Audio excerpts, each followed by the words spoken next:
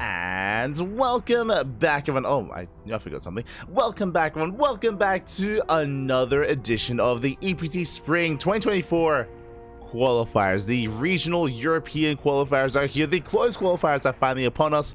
We just wrapped up with some of our other matchups. We just wrapped up with the Asia region, and now we are here to determine who makes it through the European region into the main regionals. Likewise, we have the America closed qualifiers later on in a couple of hours. So plenty of StarCraft here ahead of us. We already had our first broadcast, and now we have our second and soon to be our third on the horizon as well. And welcome, everyone. Welcome. Oh boy, it's going to be a brutal series. It's going to be a brutal night here of StarCraft because we have 16 players here. Actually, I believe, yeah, 16 players in the European regionals, and we are going to knock that down to half. And I apologize, did I say 16? I meant to say, what is it, 28? 32? Jesus, that's a lot of players. oh my god. It is 32 players here, and I believe we're cutting that in half, and 16 will make it through in the end. And did I say, I apologize, 17 players are going to be making it through in the end here to qualify for the European regionals. Oh boy, a lot of matches are ahead of us, and a lot of matches are about to begin. Exclamation mark B. Exclamation mark B in the chat if you guys want to have a look at the back yourselves. It is quite a stacked qualifier here, and quickly just, there we go, quickly just double checking, we have our first matchup before us. Uthermal versus Night Phoenix is where we begin, but Uthermal versus Night Phoenix is where we begin. We have many other matches that are beginning here. We have Showdown versus Shameless, we have Strange versus Papi, we have Deka versus Petit Drogo. Deca versus Drogo, Young Yakov versus Baby Marine, Middle VK versus Forjumi, Arch versus Aristri, Spazzy Mazzy versus Akedon, Geralt versus Boanan, Rodzin versus Arrowfire, and many more. Battlebee versus Nikic, Rom versus Spats, Goblin versus Art, Hate Me versus Milky Cow, Nickrat versus Mixu, and Exo Striker versus DNS. 16 best of 3s are all beginning all at once, and we have to pick and choose where to go. And shout out to all the other casters out there. I believe Steadfast is casting in English. We have Rotterdam casting in English. We have plenty of other language streamers as well, casting in German, in French, in Russian, and plenty of other languages.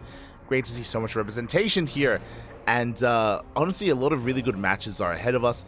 Personally, I was keeping my eye on Young Yako versus Baby Marine, Spazzy Mazzy versus Akedon, Battlebee versus Nikic. A lot of really good TVZs. But I really did want to feature these two players here. We've been casting quite a lot of them as of late, and I would love to see how this does unfold. It is a Protoss versus random matchup, Thermal versus Night Phoenix. Let's go. Let us go. Vitas are done. Map order has been chosen, and we're getting into game 1 on Oceanborn. Let's go. Let us go. I was here to cast the best match. I do my best. And here we go. Spawning in the bottom right hand corner of Oceanborn, we have our Ukrainian Protoss player, the red Protoss, representing himself, currently teamless. It is Night Phoenix. And spawning in the top left hand corner, we have his opponent. We have the typically Terran player, but the random player from the Netherlands, representing himself, currently teamless, rolling as Protoss. It is Thermal. Thermal. One moment as I set up the player names here in the chat as we settle on into our series. Bam. Okay, there we go. We have Night Phoenix settled in, and we have Thermal settled in as well. Beautiful. Okay, so again, as a reminder, Thermal did roll as random. He has been competing as random for a year now, for a couple of years. He, of course, competed as Terran back in the day, but he has since retired, and now he's more of a content creator more than anything. But in his, road to content creation, making YouTube videos and streaming, he has embraced the random race instead. Has been playing a lot of Protoss, a lot of Zerg. I will say that his Terran is still his best matchup, 100%. His Terran is by far his best matchup, his best race. But he's not too shabby with Protoss and Zerg. He has a lot of all-ins. He has a lot of all-ins as Protoss and Zerg. So I'm ready to bear witness to what all-in he has before us. As we settle into this PvP back at home, Night Phoenix opening up 2 gates. It's going to be a 2-gate opener on the low ground. Do you see Thermal confirming this build as well, as Thermal is going for a double gate opener here in his main base. So in general, Night Phoenix is a little bit more exposed here on the low ground. We could be seeing a 1 base all in as a reaction to try to punish this, but because Night Phoenix opened up 2 gate as well, it's unlikely, and we should be getting into standard openers. We should be just settling on in to game number 1. As it is going to be double Stalker out of Night Phoenix. It's going to be Stalker Sentry out of Thermal. Ooh, Proxy Pylon has been thrown down. This is set up to reinforce, and Night Phoenix may opt to throw down a Proxy Gateway here to set up for a 1 base all-in. Try to punish Thermal to try to shut him down. Again, Night Phoenix is known for his aggression in PvP, and there it is. Twilight Council has been thrown down. That is going to be for Blink. Show us that Proxy Gateway. We'll see if we do double back. For now, the probe is being chased down. Night Phoenix turns back around as well. Yep, he's headed for that pylon, and he's going to be throwing down that gateway. We could even go for a robo, but I'm leaning more along the lines of gateways, and there it is. Proxy Gateways on the way. 1 base all in. Straight up 1 base all in. It's going to be 4 gates. It's going to be 4 gate blink, I imagine, as we have 3 gateways here in the natural base, 1 gateway across the map. Blink is on the way. 4 gate blink out of Night Phoenix. And can we punish this more economic follow-up here of Thermal? The dance has begun. So far, decent control here, taking a bit of hull damage on these Stalkers. Likewise, almost does get the Sentry. Sentry pulls back.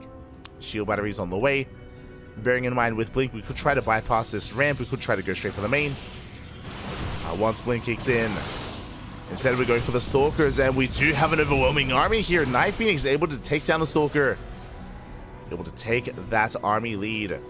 Warquake just now finishing up. Night Phoenix waiting for his own. And there we go. We have reinforcing Stalkers on the way. Shield battery is done. A second shield battery, third shield battery on the way as well. Euthermal, he hasn't confirmed the all-in, but he does smell it. He does sniff it out. Is aware that something is wrong. Stalker shot's going to be going off. We do get a sentry. We get one, we get two. Ooh, two sentries, two Stalkers. Not the best trade here for Night Phoenix. As he barely does back off. Again, looking at the trades, Night Phoenix splitting out those two Stalkers. Not ideal when you are all in. Every unit is so precious. Every unit counts so much here. Imagine this army with two more Stalkers. Oh, we can one-shot though, just barely. We can barely one-shot. Two Stalkers go down. Third Stalker barely survives. Immortal does make it out. And Blink is done. So far, good blinks here from Night Phoenix. Does back off. And continues to reinforce across the map. Second Immortal's on the way. Again, Night Phoenix is on the timer. He's got to go. He has to end it here and now. He powers that shield battery. Is going to take control of the natural. Going for the Nexus. And you can see he's trying to drag the army out of position, trying to draw it out into the open. We dive on top of the Immortal within two shot range. One Immortal for one Stalker. Good trade. GG gets called.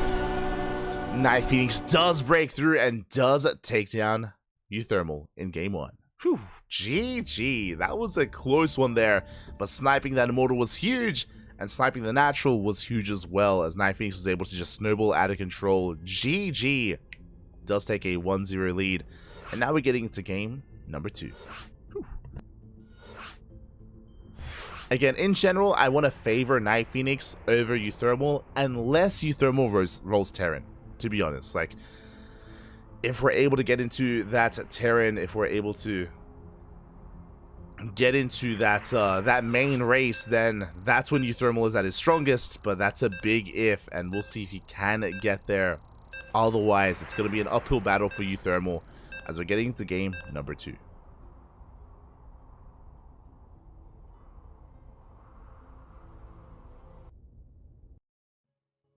A lot of people on TLNet calling him EU Flash. Is that what people are really saying? No shot. No shot. Not exactly. Not exactly. I mean, it's really impressive that Euthermal was playing random, but Flash was pretty competitive with his off races. I'm not so certain about Euthermal's off races. We've been seeing Euthermal very much so hit and miss with his Protoss and Zerg. But here we go. We're getting into game number 2. And spawning in the bottom left-hand corner of Alkion, we have the Ukrainian Protoss player, the red Protoss, representing himself, currently teamless, but leading this series one game away from advancing on into a qualifying match. It is Night Phoenix. And spawning in the top right-hand corner, we have his opponent, we have the orange Terran player, rolling his main race, going for a proxy across the map. Let's go, Bobby. It is the Terran player from the Netherlands, random, but picking and rolling as his main race. It is Euthermal. I should emphasize that he did not pick the race, he did pick random, and Night Phoenix is coming in for a probe scout. He does have his gateway set up on the low ground because he didn't know, of course, to set up for the Reaper Cliff. Was playing in the dark. It is going to be a double gas opener, and Euthermal is going for the proxy racks. Now, based on the rally, I think this is going to be proxy Reaper. We could try to go for something crazy like a tech lab, but I believe typically we delay the second gas in that scenario. So we're going to be proxy Reaper here. With the proxy Reaper, the SCV usually comes in for an eBay block or for a bunker in the mineral line, depending on whether there's an expansion. And a very safe play here out of Night Phoenix, going for the Zealot first into a second gateway before the expand. eBay block is coming in. Sorry, the bunker is coming in, but we have the Zealot to shut down the bunker to force a cancel. So a very safe play here from Night Phoenix across the map, going for a pylon just to disrupt the build, just to disrupt the wall. Oh my god, just setting up for a gateway as well. Gateway in the main base of Euthermal. Let's go. Yeah, the bunker is going to be denied. SCV goes down, and Reaper does slip into the natural. We do force a cancel. And across the map, boys have been pulled. A lot less mine time here as we do get us around on that pylon. Reaper gets into the main. Reaper gets into the main base, gets one probe kill. Gets a worker, that's something. Definitely, it looks like we might get a second probe as well. The pylon does fall. Gateway, we should be forcing a cancel here, as there is no backup pylon. Hopefully, we don't let it finish. That's quite a big investment. Ooh, and the gateway, it does complete in the main. I guess it gives a little bit of scouting information, but that is an expensive scout there for Night Phoenix. Proxy pylon's on the way. Yo, do we go for one base all in? Let's go. Are we going to be committed here? There we go. Robo is on the way. Are we crazy enough to go for a proxy Robo into a Warp Prism to actually power up this gateway to make use of it? That would be wild. That would be crazy. Meanwhile, we did invest into a second Reaper. We do dive into the main. Oh, probes are going to be going down. What's at home to defend? Very little here as workers are falling. You can see the Stalkers racing back home. But damage is being done. We get one, we get two probes, we get a third. Yeah, barely a third worker goes down. Shield Battery finally does finish up. That was so much less mining time for Night Phoenix. And the gateway is going to fall. Back at home, we have two Cyclones. We're getting into our CC, so Euthermal trying to expand. Reaper comes back in. A big scout here by Euthermal. He confirms that there is no expansion. He knows, he is aware.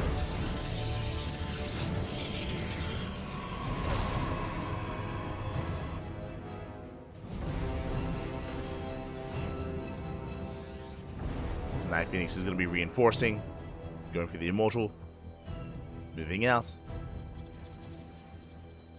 Is looking to move out, but breaking a one-basing Terran player here, it's going to be difficult.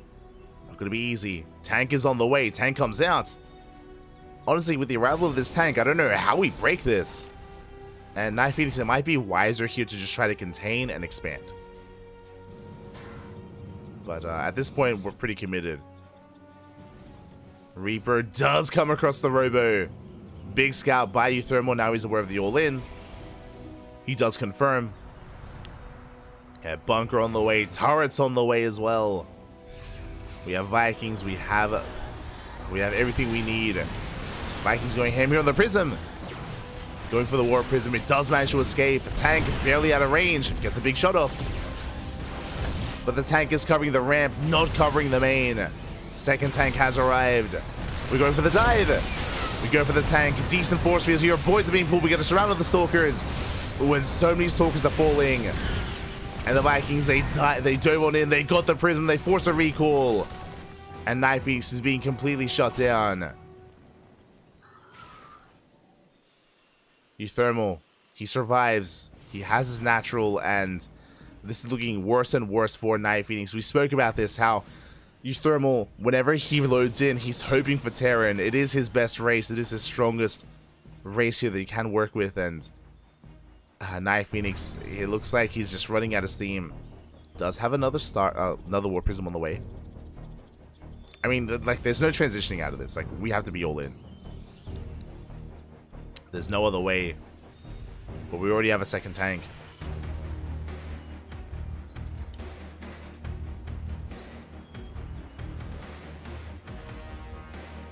There is no other way. As we're trying to find a way into the main, but again, we have 3 tanks in position and a bunker and a turret. We are so well set up. We dive on the tank. We're not going to get it. Prism is going to be hunted down by the Vikings. Oh, yeah, brutal loss. The Immortal falls. The boys are being pulled. GG gets called, and Euthermal, he survives the one base all in. And we're going to the ace match. We are headed to that ace match. Let's go. Going all the way to game number 3. Game 3, going to be on Site Delta.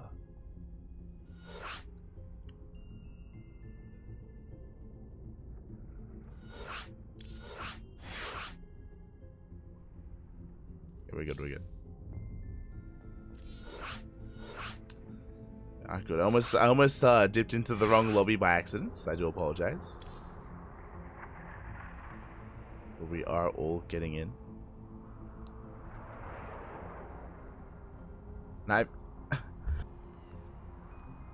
Phoenix would be 500 IQ with a low ground pylon. That would have been crazy. Again, it would have been crazy to go for something like that. But regardless, Uthermal did a great job with his Proxy Reaper. He was able to kill a lot of probes, and not just that, deny a lot of mining time, and also scout and confirm that there was an all-in coming. Because of all that information that the Reapers gave Uthermal, he was able to prepare back at home, able to settle into one base with his tanks, turrets, Vikings, everything he needed. It was perfectly safe and sound, and with that, we go into Game 3. Here we go. Oh, and we are getting the trifecta. Okay, spawning in the bottom right-hand corner, we have a Ukrainian Protoss player being forced into the ace match, but he's up against a new race. I'm ready for it. I'm here for it. It is Night Phoenix. And spawning in the top left-hand corner, we have as opponent, we have the orange Zerg player rolling as Protoss, typically a Terran, but rolling as a, well, landing on Zerg here. It is Uthermal, representing offside.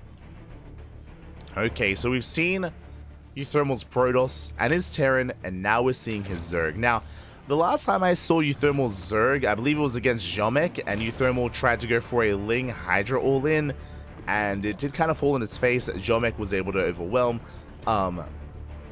But again, we'll see what he does decide to whip out instead, as he's going for a gas first. Gas pool opener here out of Uthermal. Very aggressive build. Basically, we are going to be prioritizing Ling speed. We can go into a Bane bust. We can go into a Roach Rush. Traditionally, whenever I see Uthermal play Zerg, he's usually going for some kind of all-in. It's usually some kind of committed all-in. But we'll see what he has in store for us here on Side Delta. The expansion is on the way. Behind this, Night Phoenix opening up with a 2-gate opener. Interesting choice. A bit of a skill check here from Night Phoenix. 2-gate openers typically lead into a depth harass early on. We'll see if Uthermal can survive that harass. To be fair, with this gas opener, we should be able to get into fast link speed, and that will be an easy way to deal with the aggression of Night Phoenix.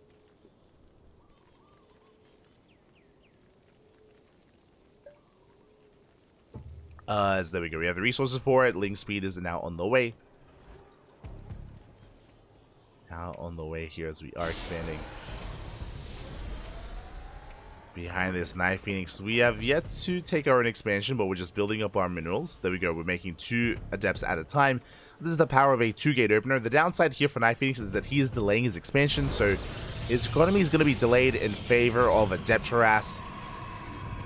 And we'll see what he can get done with it. Ooh, meanwhile, we're going for a 2-minute 30 lair.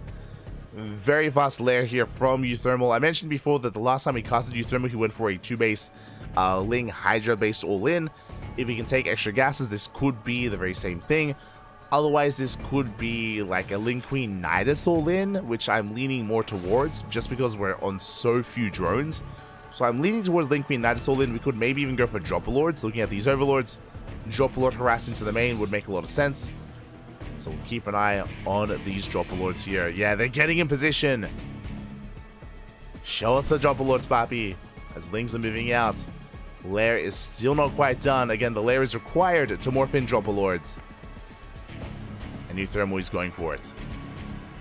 Cutting workers very early on. And there it is. Dropper Lords are on the way.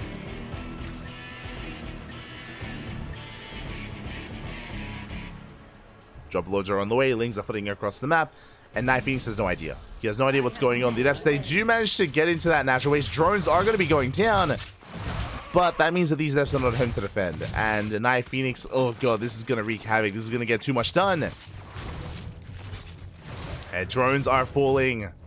What about the probes of Night Phoenix's Lings? They flood into the mineral line. A quick reaction there. The Night Phoenix does pull away. 3 probes go down. And we will save most of those workers, but we lose control of the main. Meanwhile, there's that Hydra den, so it is going to be a Link drop into Mass Hydra. This is a playstyle that Euthermal has been very fond of. Creep is being dropped. Lings are coming first around. Good reaction so far here, though, out of Night Phoenix. Will shut this down. Oh, as the Stargate was depowered. And from here, we should be able to get back to mining. But no, the wall's not a wall! The wall, it's wide open. Lings, they flood into the natural. Not like this. As Night Phoenix is being pulled apart. The Lings trying to get us around. Dropper Lords coming back in. A lot of chaos is being caused here. Night Phoenix just having a hard time keeping up. As Lings are dropping. Night Phoenix not quite in position here. Good stutter stepping out of Night Phoenix. He does pull back. He should clean this up. Should be able to clean this up. But behind this, we have Hydras amassing. We joined up to 31. Night Phoenix's probe count, it's far too low. You can see here, Night Phoenix didn't lose a lot of probes, but what he did lose was mining time. So much mining. You can see here, deep in the orange in favor of Euthermal. It's the economy. Because of that lost mining time, he's just been slowed down so much here. Barely has any workers. Barely has any probes. And Euthermal, he's in control. Like, he's in a really good position. Upgrades are on the way. We already have Hydra speed, now getting into Hydra range. 2-base Hydra can pop off in this position. Like, what does the Protoss have here? Vanilla gateway units. No Twilight Council, no Glaives, no Charge, no Blink, no nothing. As the depths are moving out, Hydras are already building up. Like, the initial 2-gate opener wasn't too bad at all, but unfortunately we weren't able to get eyes on the drop. We weren't able to wall off. Hydras have been spotted. We know. We're going for double Stargate. Interesting. I mean, the problem is that there are Hydras. Like, Hydras are going to have their way with these oracles. Stasis traps could pop up. As the Adepts take shade into the main, but there are Hydras waiting already. We shut down the Adepts. Not worth it here for Night Phoenix. And here comes the Hydra base all in.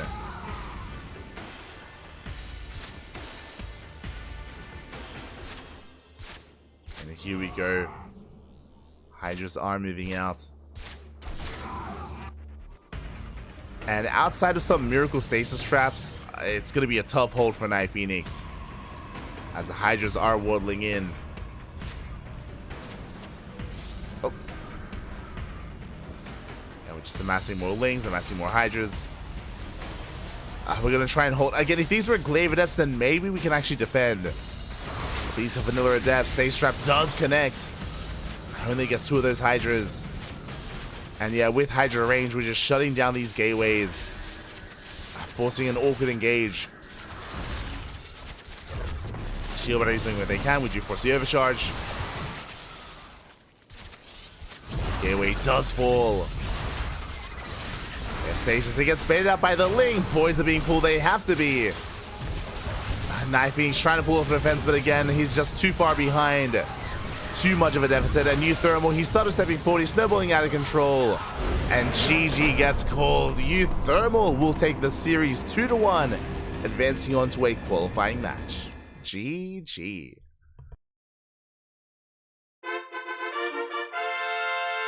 GG, well played. And yeah, this is typically what we've seen here from Euthermal's Zerg. We have seen quite a lot of his Hydra-based all-ins, whether it's with the gold base, whether it's with the Drop Lord starts, whether we're just rushing into them with fast layers, with a fast layer with fast gases. GG, very well done. Euthermal will advance on. My condolences to Night Phoenix here. Again, if only he had eyes on the Ling drop. Not just that, if only he had eyes on the initial layer timing as well, then maybe he would have been able to get in position to scout for something like the Ling drop and have a much cleaner defense. Again, the Ling drop basically kind of won Euthermal the game. It wasn't even the Hydras, it was the Ling drop doing so much damage. Doesn't matter if it was going to be a Hydra follow-up or a Ling Bane bust or, you know, a Roach based all-in. Whatever was coming up next would be enough to kill Night Phoenix there, and GG. GG, well played. Euthermal does take it. And with that, we are going to be settling into our next series. We're going to be following Euthermal into his qualifying match. I imagine. Let's find out. Where are we? Where are we at? Exclamation mark B in the chat if you guys don't have a look at the back yourselves. This was a pretty fast series, not the fastest. It looks like for Jumi, 2-0'd Middle VK, shut down 2-0'd Shameless. A lot of matches I've already done. I've already finished up. Bonan 2-0'd. Wait, whoa! Bonan 2-0'd Geralt? That should not have happened. What is going on? Geralt, he's been on fire recently. Geralt, I would say, is one of the best Protoss in Europe right now. Yes, he's behind Max Pack, Skillus, and Showtime, but I would place Geralt just behind them. And for Geralt to be 2-0'd in a PvP, I mean, it is a PvP. To be fair, PvP, anything can happen. That is a big upset. Spats 2-0's Rom, DNS 2-0's Extra Striker. Everything else is happening as it should. So far, no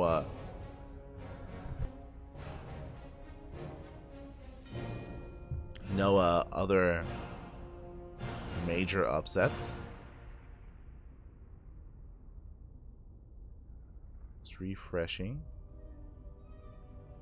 Okay, we have another update. Drogo did take down Deca 2-0, which means we have our next series.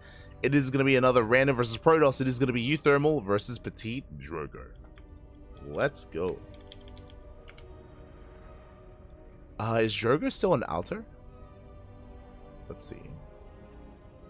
No, he's teamless. Okay. Okay. Here we go.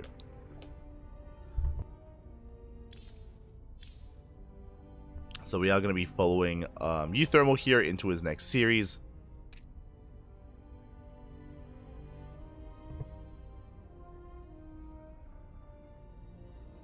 And as we settle into our next series here, this is going to be another interesting one. Drogo, he's an amazing player. You know, in his prime, he was straight up one of the best players outside of Korea. But it is no secret that Drogo did kind of pseudo-retire. You know, he's playing in his off time. He's been focusing on his IRL commitments.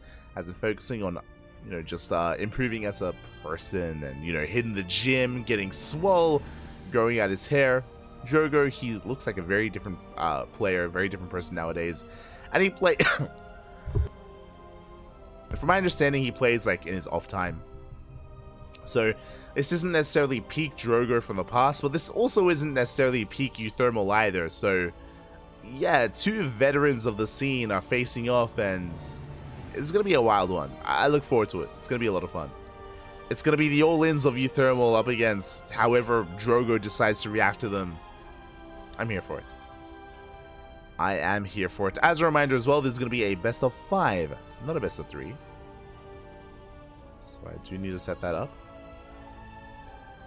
It is going to be that best of 5 between Drogo and Euthermal. Vetoes are underway.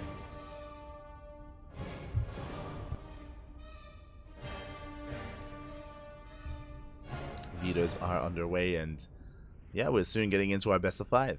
I'm ready for it. And again, this is just going to be such a weird matchup just because, again, I feel like more often than not, it does come down to what races are rolled, right? Is Euthermal going to land on Terran at all in this best of 5, or does he have to rely on his Protoss and Zerg instead? I'm still very on the fence when it comes to Euthermal Zerg play, just because, on the one hand, I've seen nothing but all-ins out of his Zerg, but at the same time, it works quite well. Like, he's able to take down some pretty big names with these all-ins, and yeah, we'll see how Drogo is able to respond. Like, I have heard as well that typically, like, it is brutal for Protoss players to go up against random just because it does impact their build, does impact their sim city, like whether they're up against a Terran or not, and a random player can be quite difficult for a Protoss to deal with as a result when it comes to their openers and their build choices. But we'll see. We shall see. For now, it looks like our players need some time. It looks like we're going to be going on a short break, and when we return, we'll have our first qualifying match. Our first of many. So, okay. With that, take this moment to hydrate such roaches, get some tea, drink some nice hot tea, some hot beverage of your choice, and we'll be back soon with our next series.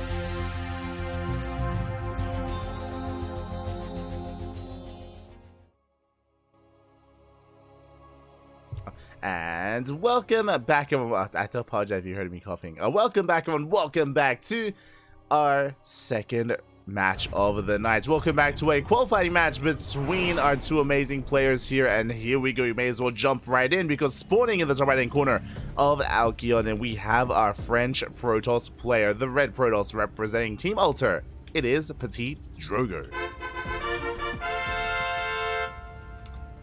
And in the bottom right hand corner we have, bottom left hand corner we have his opponent. We have the random player from the land of the Netherlands representing Offside. It is Uwu Thermal. Rolling as a Terran. I just need a moment here to set up his name. Thermal, there we go. As orange. Beautiful. And if you're in the chat, predictions will soon be open, so you can place your bets. You can place your bets on how you believe this series will unfold and how you think this all does come together, as we are opening up with a proxy Rax. Oh boy, here we go. Meanwhile, Drogo is moving out across map to scout his opponent to get a read on what kind of player he's up against, what kind of race he's up against, as Drogo is still unaware whether it's a Zerg, a Terran, or a Protoss. As now he does confirm.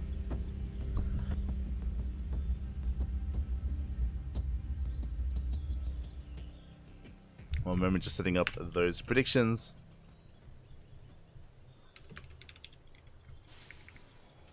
Beautiful. And they are open, so you can place your bets on how you think this series does unfold. Predictions open. Beautiful. As we are settling in, we do have the eBay block here on the low ground. Proxy Rax Reaper into eBay block here just to disrupt the opener, just to deny and delay that expansion. Zealot is on the way. Thankfully, you did corner out that first Zealot. It is going to be able to shut down this eBay without too much trouble, but the Reaper is going to be making its way into the main base. And can we get some probe kills? Can we get some economic damage done? There we go, Reaper. Ooh, unable to delay the expansion, just barely 1 second off. Nexus is thrown down. Nexus is thrown down. We do manage to get one probe in the main so far. Good target fire here as we get as we do get that first probe. Second probe falls. Well, the Stalker does arrive and we shut down the Reaper. Drogo, he does defend, he does expand, and the game is going to be settling from here. We do have another Reaper out, but we have plenty to deal with it. We have our initial Stalker, second Stalker on the way. And Thermal is going to be transitioning the hell out of here. Is going to be transitioning out of this. There it is, CC on the way. We have the initial 111 followed by the command center. Command center is quite delayed here for Thermal. We'll see if he can make up for it though with some Cyclone drops. I'm assuming it's going to be a medevac here. Could go into a Liberator. We'll see as the starport is finishing up. Reaper does bypass the army, getting behind that natural base. Starport does finish, and there it is. It is going to be the Cyclone drop from Thermal.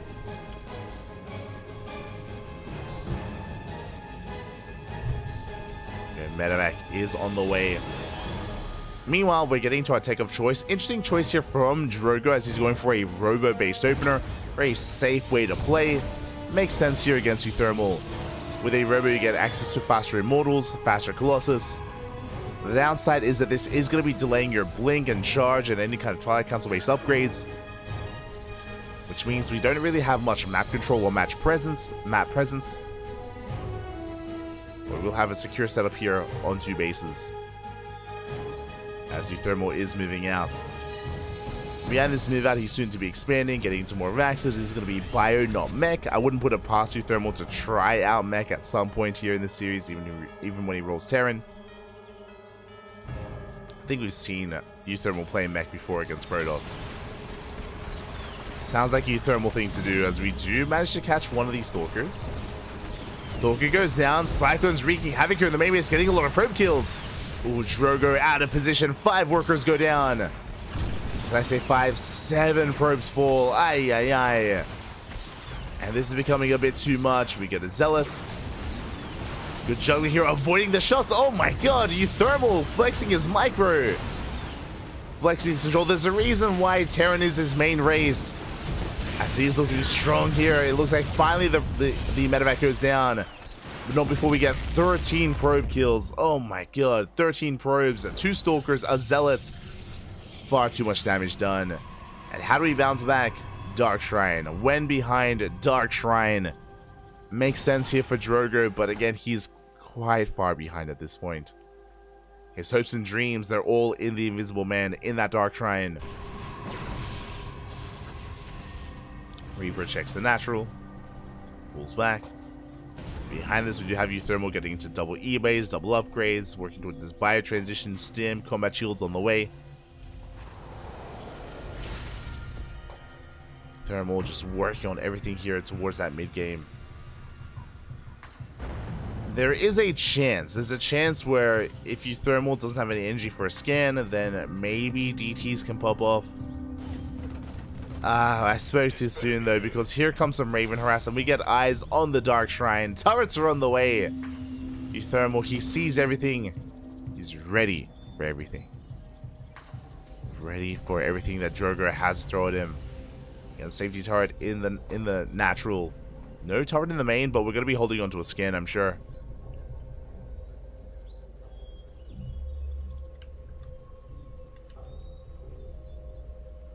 Sure, we are going to be holding on.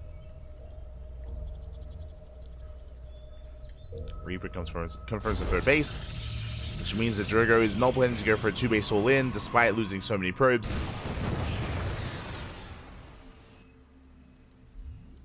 And it's just going to be an uphill battle here for the Protoss. Because of all that economic damage dealt, Drogo, he's stuck resaturating, reprobing. Tech is getting underway with +1 in charge. No third CC yet, which is interesting. Euthermal could definitely throw one down. But now he's moving out with his own drop instead.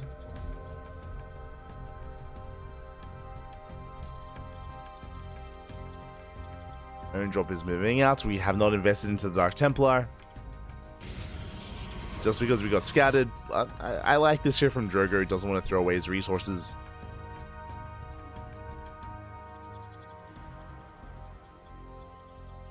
As the drop is headed for the main. Oh, Drogo does not see this, by the way. Uh-oh.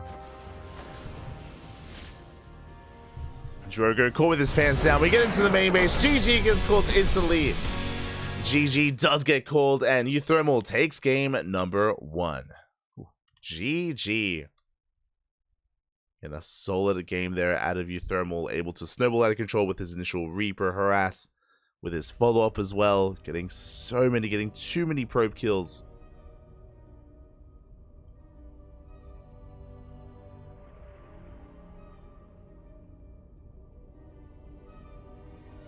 And with that, Euthermal does take a lead.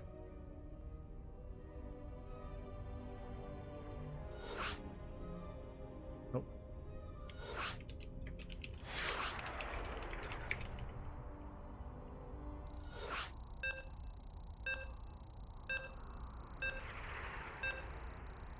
And game 2 is going to be taking place on Site Delta. Okay, here we go. Game 2 is going to be on Site Delta. And as I said before, if you're just tuning in, Euthermal, he is rolling as random, and I do favor him whenever he gets his Terran race. But because he's playing random, we'll see. We'll see if we get Protoss or Zerg instead.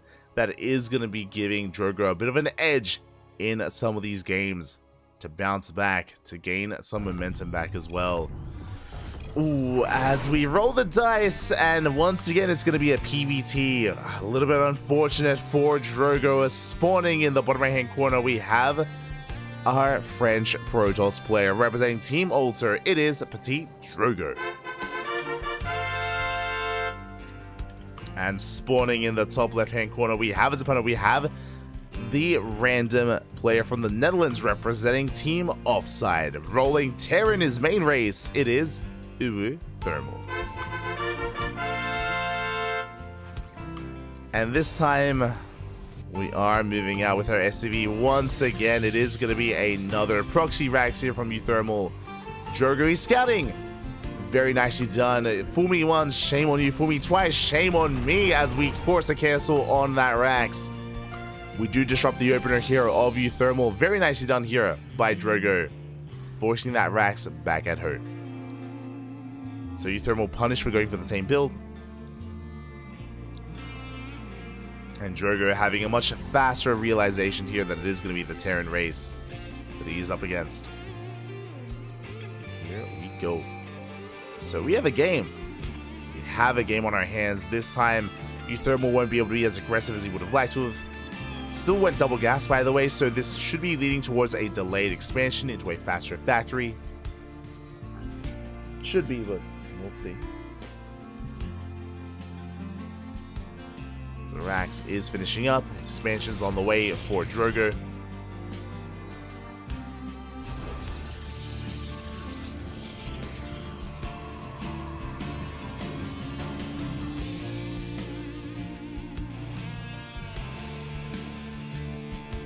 Expansion is on the way.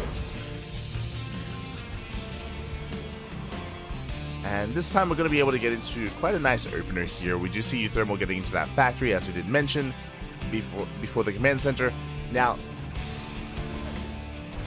this could lead into one base all-in. One base all-ins are quite rare here in this matchup, but we have seen Gumiho Oliveira whip it out in the past. But Thermal, based on the minerals that are banking up, should be expanding here on the low ground. Not going for the all-in, thankfully. There, the CC is on the way. Max is finishing up, opting not to set up any kind of add-on swap. And once again, 2 games in a row, our take of choice is going to be a Robo, not a Twilight Count. So a very safe defensive opener here out of Drogo. It didn't keep him safe last game, but that was just because of how much economic damage was dealt. Drogo just fell too far behind too early on to really be able to keep up. And it is going to be that Robo. As Adept does delay the expansion. We spoke about it earlier, but again, with a Robo-based opener, we can get into faster Immortals, we can get into faster Colossus. Faster Observers, of course. This does delay any kind of Blink-based build. But again, I'm sure PT Drogo just feels confident being more defensive here against Thermal instead. Probably feels confident going into a longer game. As Thermal, he does just run past the army. No, sorry, he dives on top of that Adept. It looks like he will get it, but doesn't quite break through. Again, Reaper Hellion is designed to get into a mineral line, but Elastic just wasn't able to. The defense a little bit too strong. Drogo was in position, and he will hold. Will hold on. We do see Thermal trying to go for a split push, but he runs into more Stalkers. Thermal does manage to get a full scout. Doesn't get much damage done, but he does confirm the Robo. Trying to get an extra probe towards the end, but won't be able to. And with that back at home, we do see Thermal spicing it up a little bit here. Getting into faster tank production to be safe, but also investing into some Cloak Banshees.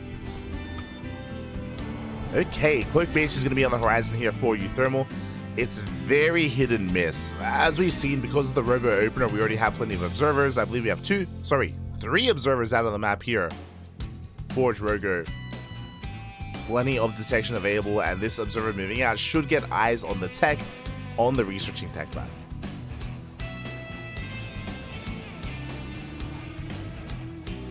And there we go, we do get eyes on it. We see the starport, we see the tech lab researching. Could be only one thing. I mean, I guess technically it could be a difference matrix for the Raven. Scan does shut down the observer, but we already had a backup observer on the way. Stalker jump into the main. Remember, there is no blink. But we're able to pick off a couple of SCVs, a couple of Marines as well. Not bad. Keeping Thermal busy while we expand. Likewise, Thermal also throws down his own 3rd CC. But Drogo's is about to finish. Oh, Drogo does overextend though. The Prism takes a lot of damage there. Almost goes down. Force a recall.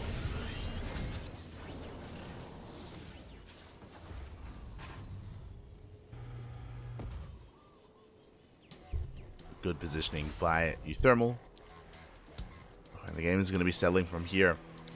Now we've opted to skip Blink. We're going to charge. Charge +1. Immortal production as well.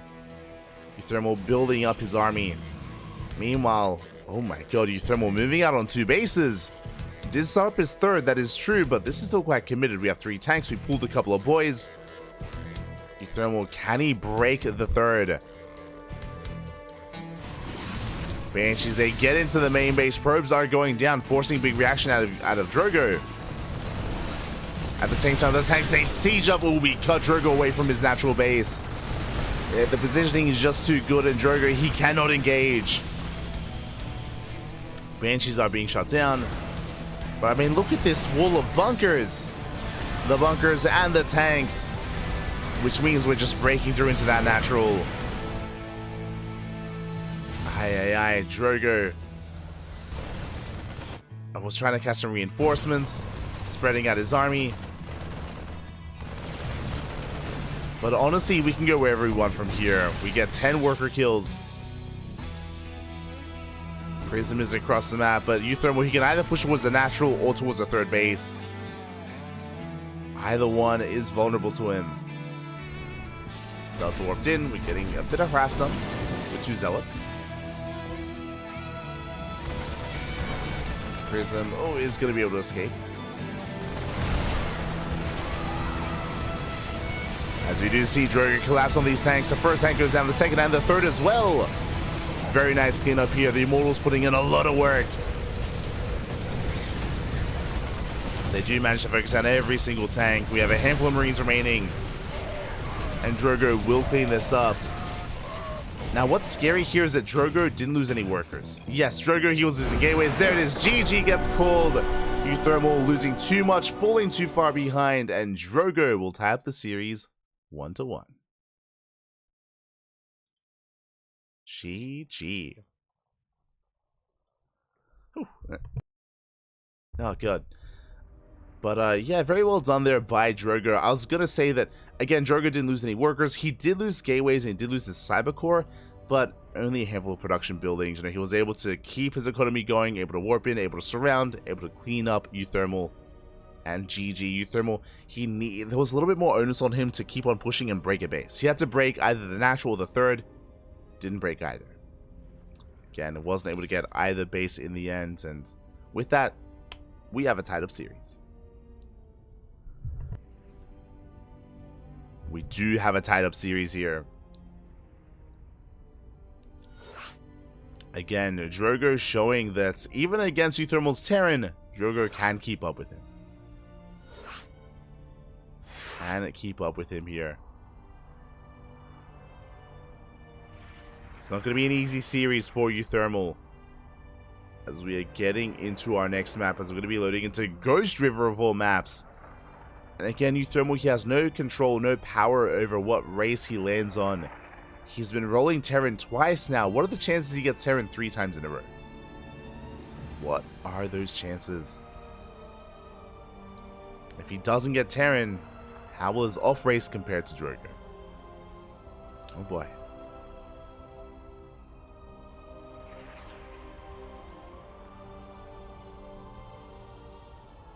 How does it compare? Looks like we are asking for a small break though. Looks like Euthermal needs a moment.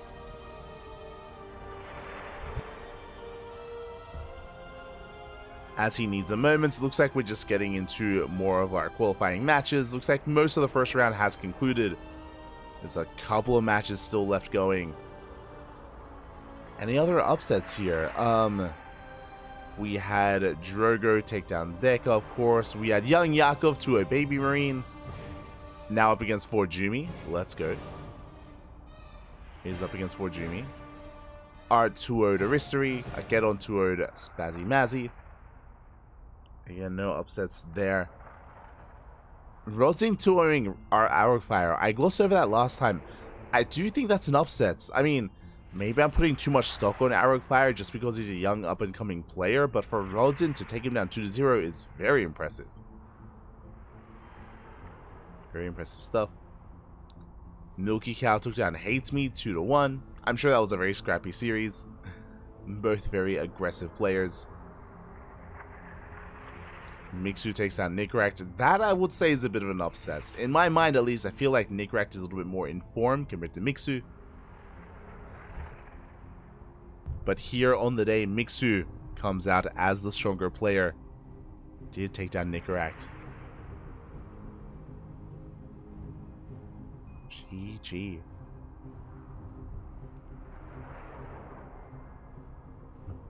And yeah, that's so far all the round 1 matches finishing up.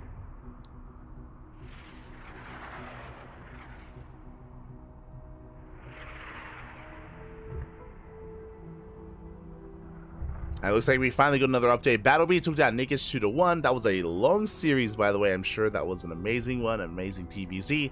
Battlebee, he's now up against Spats in a TVP. Germany versus Germany. Battlebee versus Spats. Honestly, I think it's going to be a really fun series. And yeah, we'll try to slip into one of these matches right after this one. After we wrap up. We'll do our best. Do our best. As our players did need a moment here just to gather their thoughts, just to rest up, just to get a breather, as we are getting into game number 3. Here we go. Getting into game 3 here. And what's it gonna be? What is Euthermal rolling as? I think they were just joking. Yo, Terran 5 games in a row? Is it happening? Will it be real? Oh boy. So far so good. Never mind, as we are going to be loading into game number 3, and this is not going to be a PVT, as spawning in the right hand corner of Ghost River. Oh. True, Papi, true. Least played race. Spawning in the top right hand corner of Ghost River, we have our French Protoss player, the red Protoss, representing Alter. It is Petit Drogo. And spawning in the top left-hand corner, we have his opponent. We have the orange Zerg player. We have the random player rolling here as Zerg for the first time this series. I'm sure planning to go for a Hydra-based all-in of some kind, representing Team Offside. It is Ubu Thermal.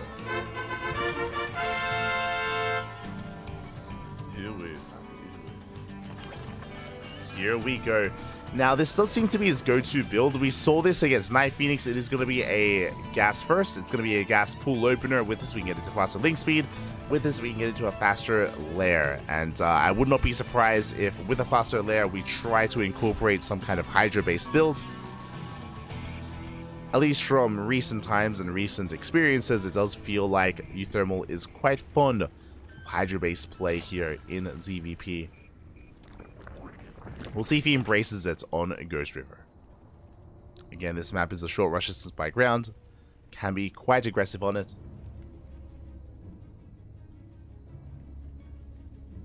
Can be quite aggressive, so we'll see if Euthermal embraces that. Meanwhile, Queen is on the way. Link speed should be starting up momentarily once we get the gas for it. Huh. Oh, going for the Overlord first. Delaying link speed by a couple of seconds here. There we go, link speed is on the way. Now, what's important here is that we haven't pulled out. We have not pulled out a gas. Traditionally, you would once link speed is on the way. Because we haven't, I'm feeling a lair. I'm feeling a fast lair here from Euthermal. Once the Queen does finish, once we have enough gas. Again, otherwise, what are we spending all of this gas on? What will it be? And there it is. There's the lair. Now, we saw that last time. Yep, the Overlords are getting in position.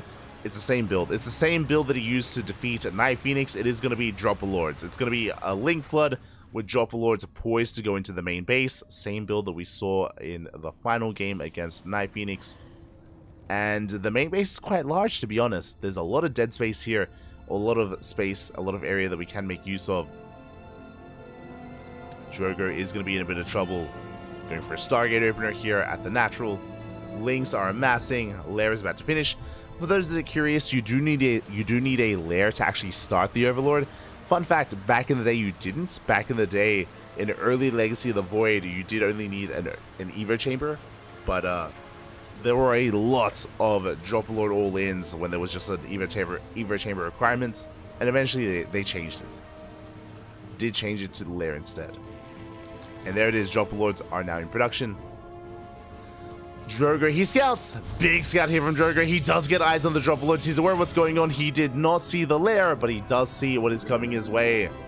Adepts are getting in position. He does fully wall off at the natural. I like the wall off here from Drogo. Lings are dropping in. Oracle comes back home. With the help of the Oracle, we are perfectly safe and sound. Good defense so far here by Drogo. Does force energy to be wasted on this Oracle, unfortunately. Boys are being pulled, they have to be. We got 1 probe kill, 2, we got 3. Oh, that's a lot of probe kills. Lings are getting out of hand, Depths are getting surrounded. Drogo did not take it seriously enough. Getting 6 probe kills in the main and a lot of lost mine time. Good attack here from Euthermal. And Shield Battery was a little bit too late. As Euthermal's not done, he's going to get another probe. And another 9 probe kills in total. 10 probe kills. Oh, this is far too much. Far too much, far too early on. Behind this, there's that Hydra follow-up, as we did mention. Again, it's the same build that we saw against Night Phoenix.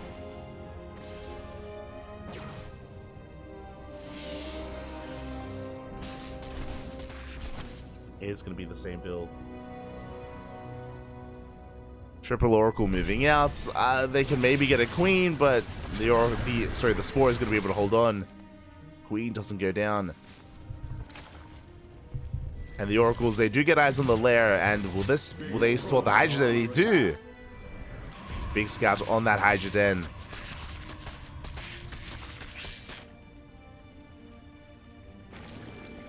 The Ling drop does continue. Ling's harassing that third. Oracles are racing back home. The Overlord. Overlord goes down.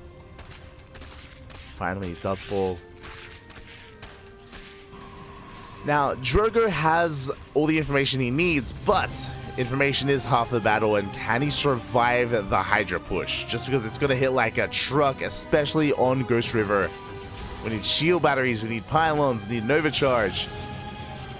We need an army. Oof, as Drogo is supply blocked. Brutal. There we go, another Overlord. So another Oracle's on the way. Hydras have been spotted.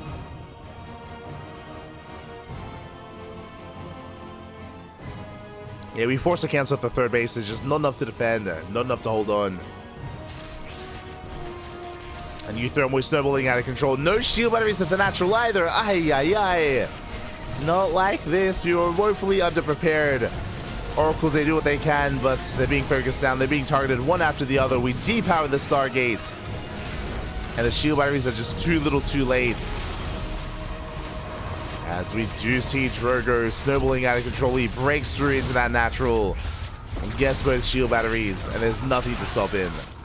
We have 3 active gateways in the main, but GG gets called, and Euthermal takes a 2-1 lead in this qualifying match. GG. GG, well played. Euthermal, again, being quite successful here with his Ling drop. It was scouted, yes, but unfortunately, if you remember in the first attack, we saw that Drogo, again, he underestimated the Ling drop a little bit too much. He lost too many probes here early on, and that was kind of game. Losing that many workers that early on is brutal in this matchup. Cannot afford to take those losses, cannot afford to take that deficit, and with that, GG. GG, Euthermal. Unomas, 1 more is all he needs to qualify for the closed qualifier.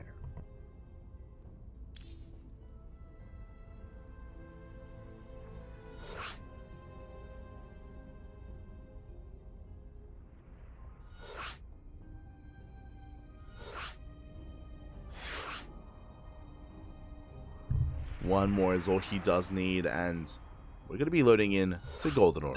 And what race? What race do we land on? That is the question.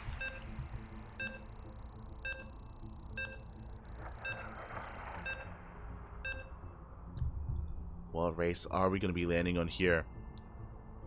Again, other casters are filing on in. They know what they want, but they know.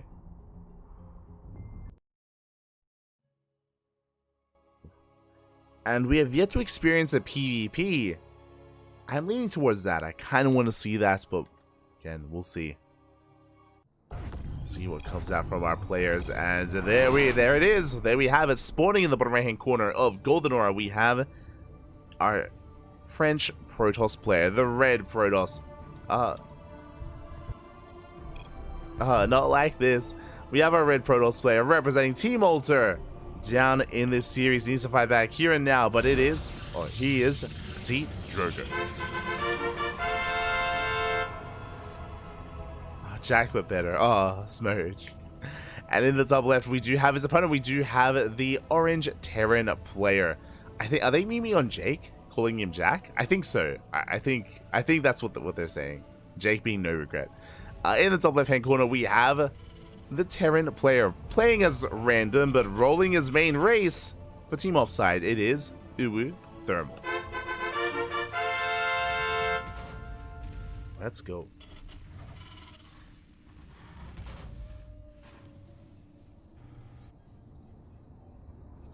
Let us go as we are selling into game number 4. Again, New Thermal 1 game away from qualifying here for the European regionals. It would be huge. We don't often get random players in the regionals, so it would be a lot of fun to see one.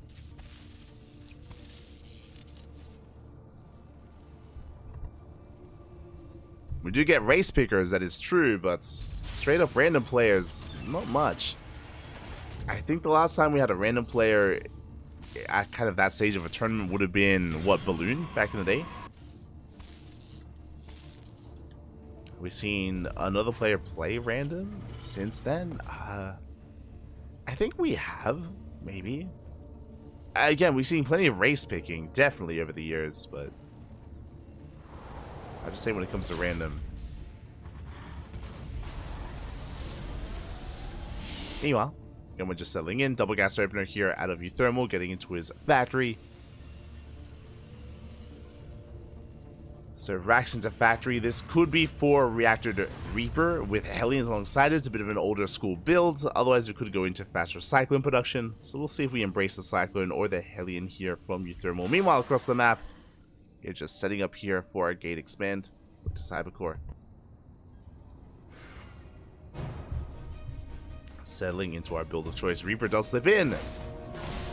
Reaper slips into the main base. Drogo did confirm the opener, of course, but not in position.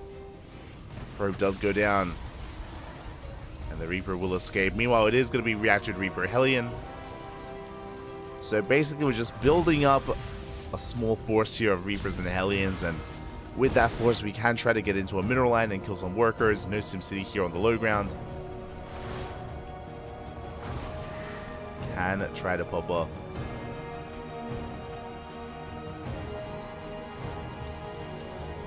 And once again, Drogo opening up Robo. Time and time again here, he's been quite consistent with this. Is going to be a Robo opener. I'm still on the fence. I'm doing this here against Euthermal. Hellion Reaper is moving out.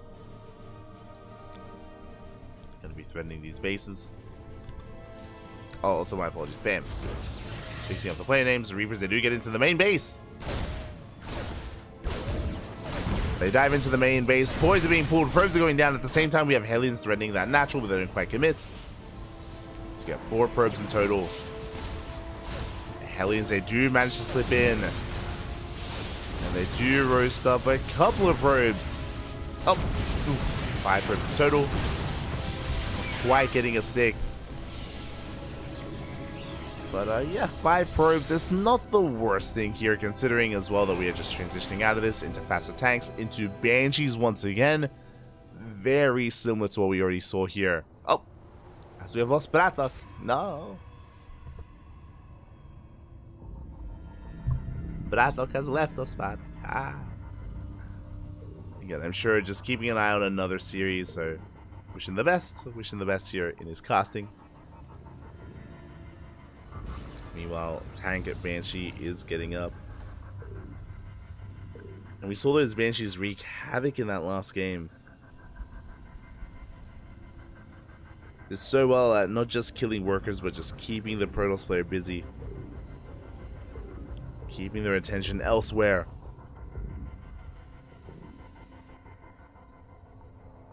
The game is going to be settling down. Once again, Drogo getting into his forge, getting into his Twilight Council. We saw last time it was for charge. We'll see if we embrace Blink. But it should be charge here from Drogo.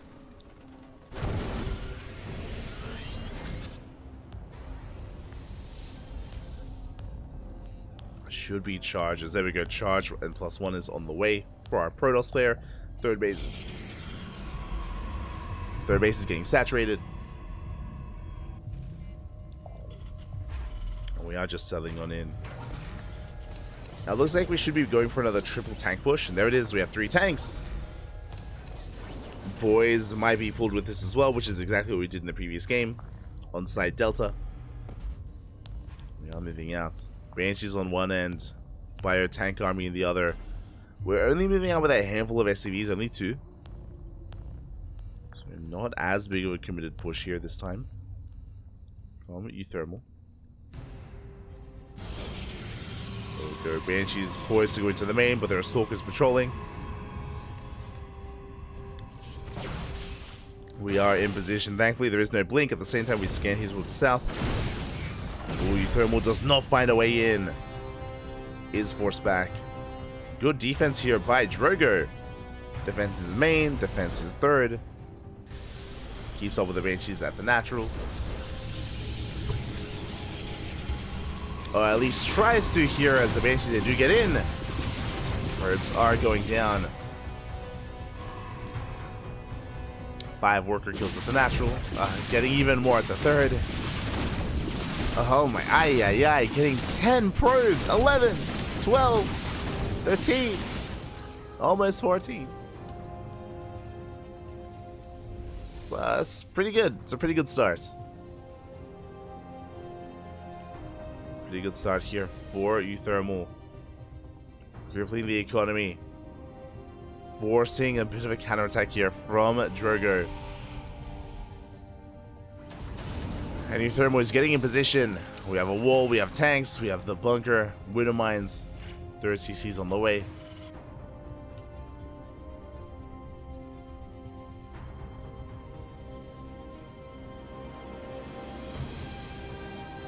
And Drogo looks like his goal here is just to contain. He's right outside the third base. If we ever try to expand, we're there to stop it. Drop into the main. Warp into the main base as well. Zealot's getting damage done. At the same time, Drogo, he does come across a non-existent third base. Big tank shots going up. Oh yeah, there's no breaking this natural. Fighting head-on is not going to work. Nice force fields though. Very nicely done.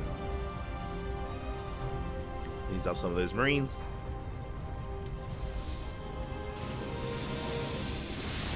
Has the Banshees, they're back.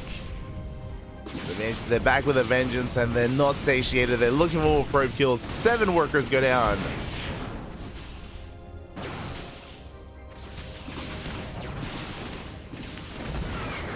The Banshees, they finally do fall.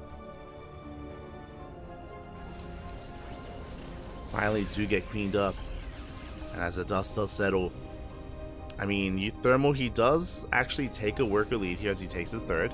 Plus mules. Ooh, free immortal goes down. Miss rally here out of Drogo.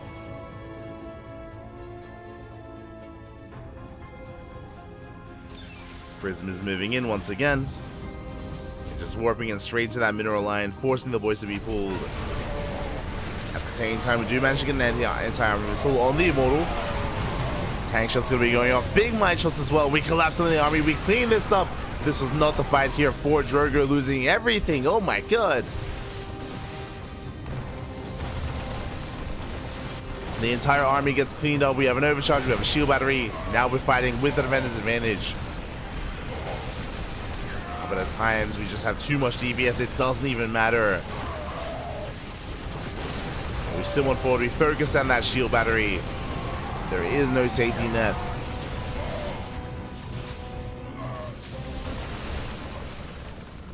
You see across the map, we're getting a couple of SCV kills. We are getting a couple. That does pale in comparison to what we just accomplished here with the main army. To get the Immortals, to get the Archons, to get the Prism. I mean, there is another Prism active on the map. But still, these have been some big losses here for our random player.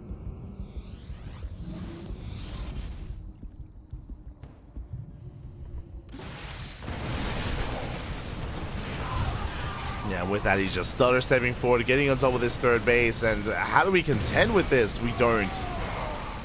He's also going down. At the same time, though, we do have some mass zealot harass coming in. Once again, we are active out of the map. We're a little bit preoccupied. Workers are falling. We're trading workers here for, I guess, workers of our own. 16 probes, and we have broken the third base. We're going to get a kill.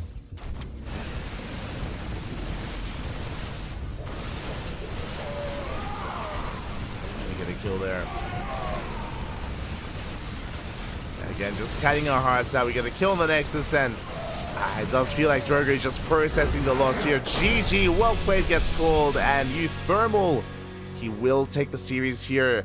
3-1, relying quite heavily on his Terran. He did roll his Terran quite a lot here in this series. But again, showing why that is his main race, why he was competitive for so long as Terran. GG. GG, well played. Congratulations to Euthermal. My condolences to Drogo, as Drogo is knocked down to the lower bracket. And Euthermal qualifies.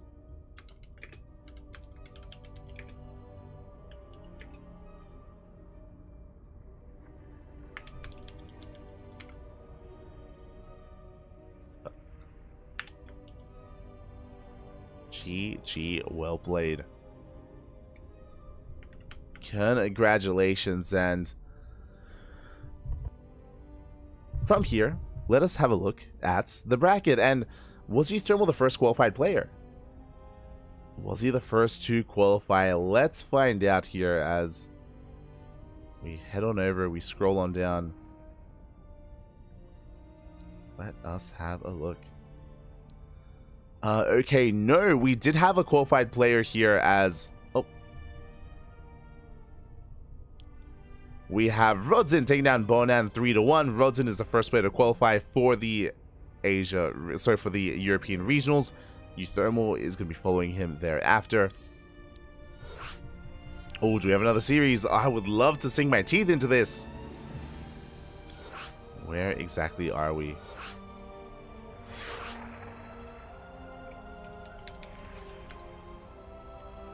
Okay, for Jimmy versus Young Yakov.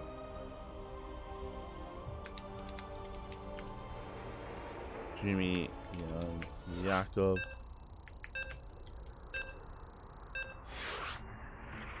Oh, we're tied up 1-1. Let's go.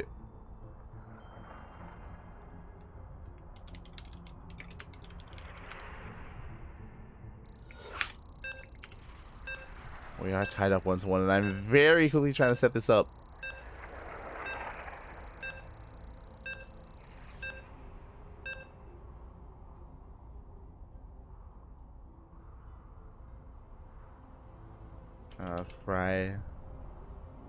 Freiburg Esports. God damn it.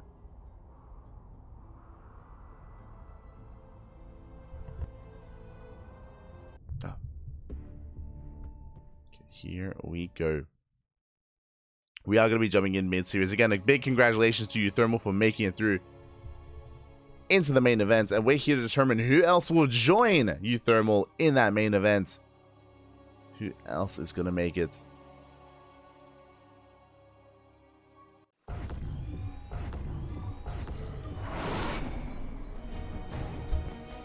As we're selling into our next qualifying match, and we're selling into our next best of 5, and spawning in the bottom left-hand corner of Post Youth, we have our German Protoss player, the Blue Protoss, representing Freiburg Esports. It is for Jumi. And spawning in the top right-hand corner, we have his opponent. We have the red Zerg player representing the Platinum Heroes. It is young Yako. Here we go.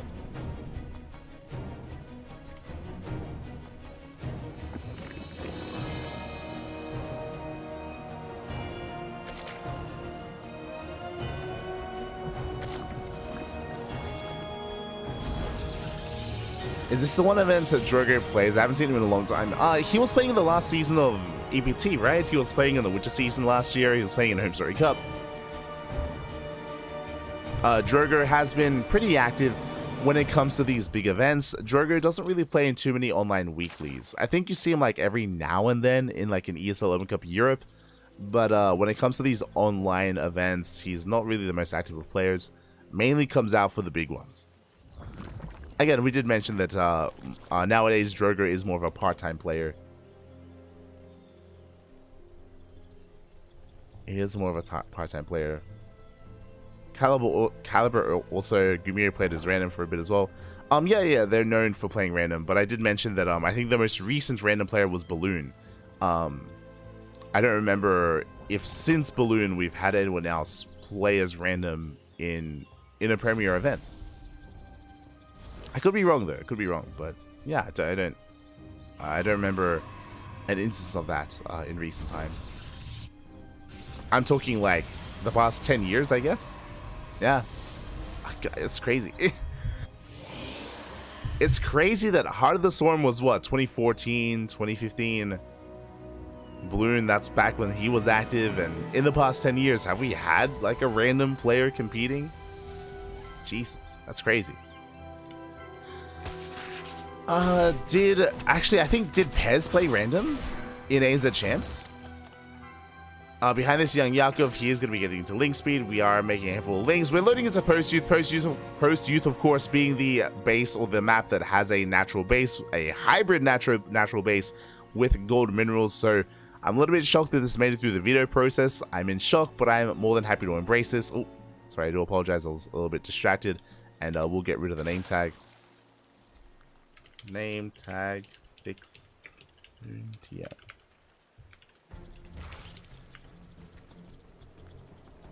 Just letting you know. As Lings, they gain map control, they shut down the Adepts, and we're going to be trying to contain our opponent to 2 bases for as long as we can. Lings are moving out. Behind this, for Jimmy going for a Stargate opener. And is settling into this. But yeah, I am going to double check. As Lings, they have hit the field. They're going to be going for the Adept as well. Not the most wise commitment here from young Yakov as we do shut this down. Yeah, Lings are going to get peeled off. So a pretty big commitment there by young Yakov. 15 Lings do fall. We don't quite break in. And the Oracle's moving out. And yes, I do remember. Okay, so it was ANZ Champs. What was it? Season, I think the last season of ANZ Champs. It wasn't Pez, it was Mighty Kiwi. Mighty Kiwi, I remember he played as random, and the most infamous of moments was he was able to cheese the hell out of Chappie. I felt so bad. I felt so bad for Chappie. As David, Mighty Kiwi, he just whipped out his random just for fun, and yeah, he was able to bring Chappie down. That was a brutal moment. That was a brutal series. Yeah, it was heartbreaking. My heart, like Chappie, he's such a nice guy. Such a nice guy. And he got clowned on, Bobby. He got clowned on. By Mighty Kiwi's Protos of all things. Let's go. But yeah, if I'm not mistaken, I believe Mighty Kiwi was maybe the last random player at the competitive level. Good times, good times. Oh, and yeah, sorry, and on top of that, it wasn't just Mighty Kiwi playing random. I was correct, because I said Pez initially. I can see here, the 2022 season of ANZ Champs, Pez did play random in the playoffs against Probe. I remember that. I remember that because Pez, he was confident in his Terran. Instead of a PvP between Pez and Probe, he wanted to hit his Terran against Probe. And he had some all-ins prepared with his Zerg as well. So yes, so both Pez and Mighty Kiwi were playing random. I guess pretty recently, 2022. There you go. Fun fact. Fun fact. For those who are maybe unaware, I know that right now we're like at an EU time slot. But ANZ Champs was basically like GSL for the ANZ region. It's a Ling Bane all-in, by the way. We're setting it back. We're cutting workers at 45, and Young Yakov is going for a big all-in. ANZ Champs, that was basically GSL for Australia and New Zealand. And that was when I was casting in studio at Sydney, at the ESL studio, with Pig. Pig was casting, Maynard was casting, Zeph, and myself. Good times back in the day. That was maybe some of my best memories of my career casting so far. But here we go, the Bane Bus has arrived. Young Yakov sending it all here towards that third base, does break through the pylon. No shield battery, no overcharge. We have a handful of units, a handful of FCs to defend. Zealots are on the way, but these are going to be charged lots. Is this going to be enough though? 7 probes do for the Queens. They are waddling in, but where's the Ling Bane? We're running out. Running out of Ling Bane just now where they're on the way. The Queens, they cannot transfuse. No creep. No creep to transfuse them for Jimmy. He does dive on top of said Queens. 1, 2, 3 Queens go down. Big pickups there for Jimmy. Massive pickups as Lings, they get into the mineral line. 3 probes go down. We get some economic damage done. But for Jimmy, he's holding at the same time across the map. We go for a big counter attack. Oh my god. For Jimmy, getting Zealots here into the main base. Doesn't get too much damage done, but he buys time. And the Queens are waddling back home. The all-in has failed, and for Jimmy, he survives. Doesn't just survive, he chases down the Queens. He will get every single one. And now here comes the counter-attack. And Young Yakov, what do we have at home to defend? We need Banelings. We do have some. Banelings have been amassing. Sentries, they do finish up just in time. For the Lings, they do get a decent surround here. Zealots are going down. Good cleanup out of Young Yakov. Oh, we go for the force field. Force field on the ramp. But the prism... The prism is going to be going down. A massive move there out of Young Yakov. Repositioning that spore. And with the death of that prism, that I think might be the death of Forjumi as we clean up the Void Ray, the prism, every single adept. And Young Yakov does have a drone lead. Forjumi, he backs off. He's probing. Is going to be probing up. Is going to be probing up back at home. Jesus, that's a lot of gateways. He had attempted to go for an 11 gate all in, but unfortunately it did end up falling on its face here. It ran out of steam. And now Forjumi's in a really rough position. The reason why I say that Forjumi's in a rough position outside of his lower worker count is his tech. His tech is so late. Temple Archives is on the way. Forge just finished for +1. Upgrades just now starting up. And Forjumi is stuck at home. Meanwhile, Young Yakov has so much freedom to saturate his bases. He's taken the center gold base. His drone count may be a little bit low, but because of the gold minerals, that more than makes up for it. That more than makes up for the lower drone count. Young Yakov looking to run away with this. Droning up, getting into Ling Bane Roach Ravager. Zelarama comes in. Very necessary damage here. Very nicely done. 4 drones go down, but we needed a little bit more. We're cleaning up the Zealots. Again, there's so much pressure on Forjumi to get economic damage done. And alas, he needs more. Oracle gets forced back. Mortal's on the way. And the game is going to be settling down a little bit from here. And again, you can see that the disparity here in supplies is getting larger and larger. Like Young Yakov is just getting further and further ahead. Is looking to max out here. Baneling speed is finishing up, plus on melee is on the way. We do have Storm on the horizon for Jumi. Storm is going to be a huge upgrade for him if he can get there. That is going to be a big if as we collapse on the army. Arco gets surrounded. Banelings are waddling into the mineral line. Banelings, they are waddling in. Stasis trap goes off on a handful of Lings. Banelings, they do connect. And you can see here that we have broken this position. No shield battery, no overcharge. Immortal's going to be going down. And there's just nothing left. There's just not enough here. GG gets called. Young Yakov will take a 2-1 lead in the series. GG. GG, well played. All right, predictions. We'll pay out those predictions from earlier. But yeah, I do apologize for missing like the first half of that game. We were reminiscing, Pat. We were reminiscing about times gone by. I do miss ANZ champs. That was the one and only time that I was actually casting in studio, like with a production team, with cameras on a set. Good stuff. Good stuff. Good memories.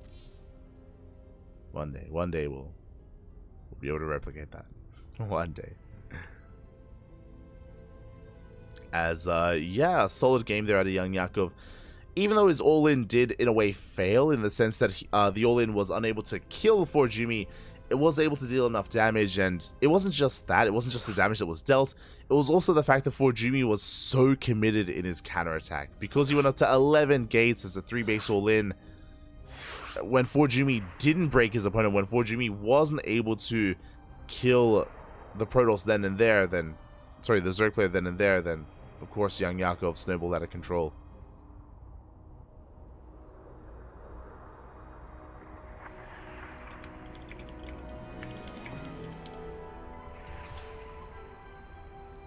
And now the pressure is on Forjumi to bounce back. Can he pull it off? Can he do so? Can we force the ace match? Personally, I'm hoping for an ace match, but again, the pressure is on Forjumi.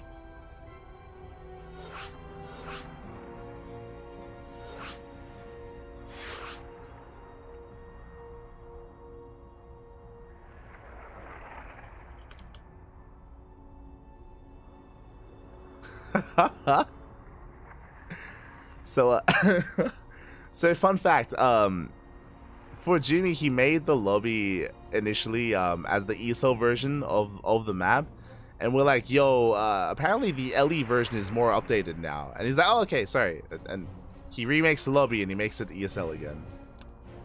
Okay, that's fair enough, it's happening.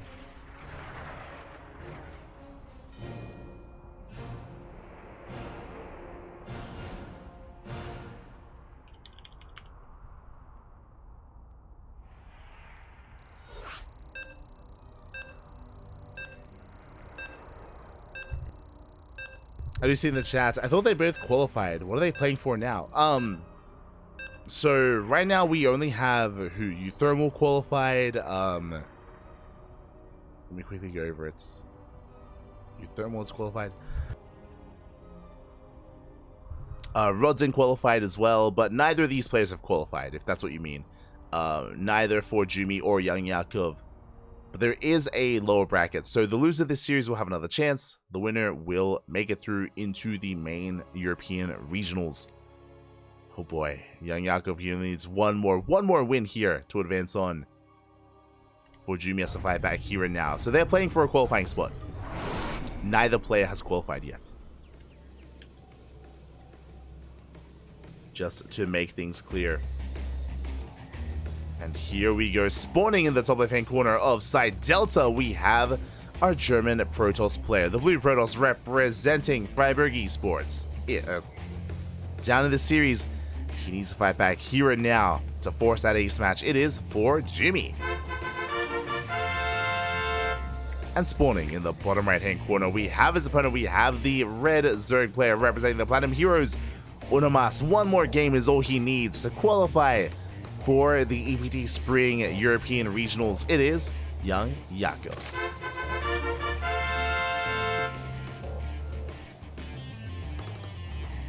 I remember Rainer playing random in a smaller tournament last year, I think. That was fun. I think I know what you're talking about. I remember there was an event where a bunch of players played random, but yeah, I can't quite remember.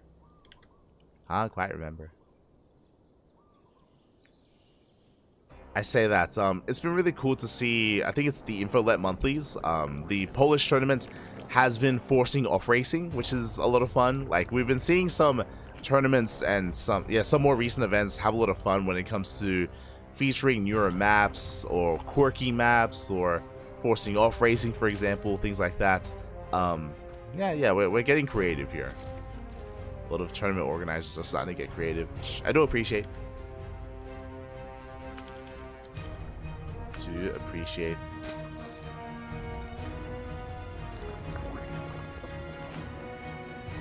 But yeah, I think I do remember Rainer playing random or maybe race picking.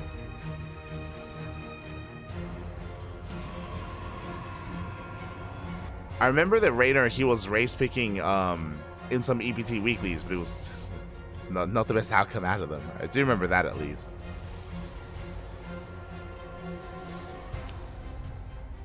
But regardless, we're going to be settling here into our game. Into our next game.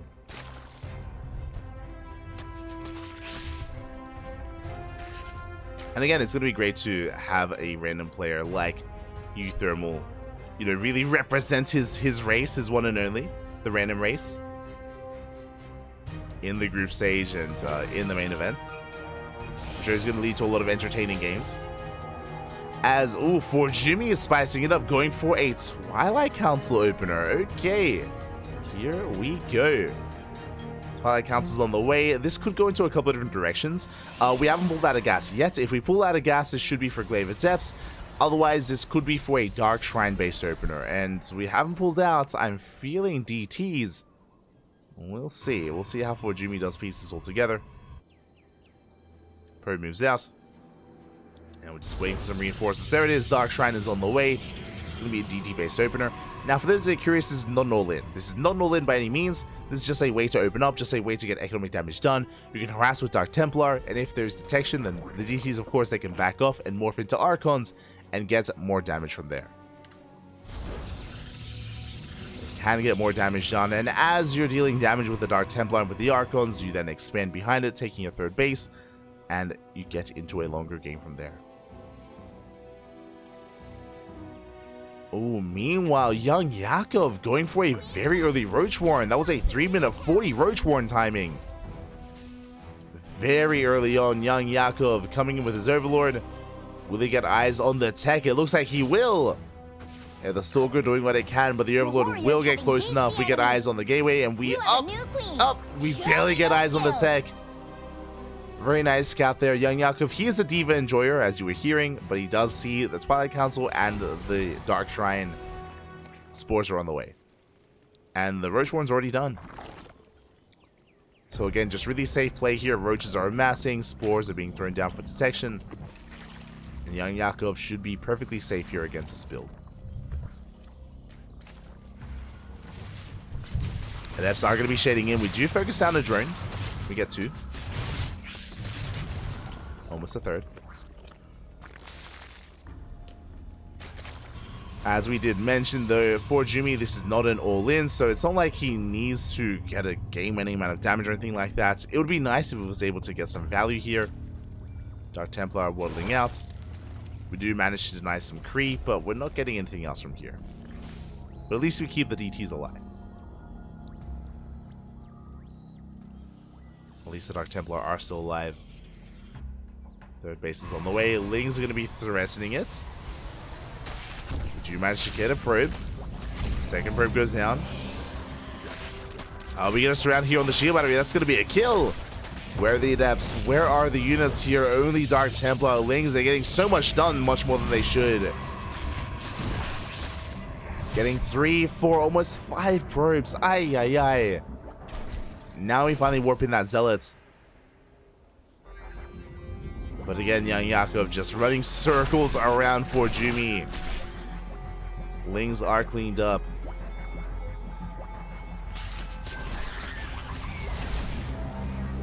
But alas, that did cost for Jimmy so much. Behind this, we're transitioning into Immortal production. We have Blink, we have +1 on the way as well.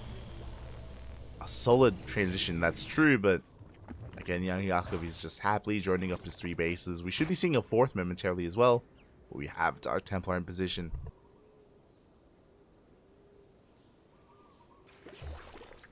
We have DTs here to deny any expansion.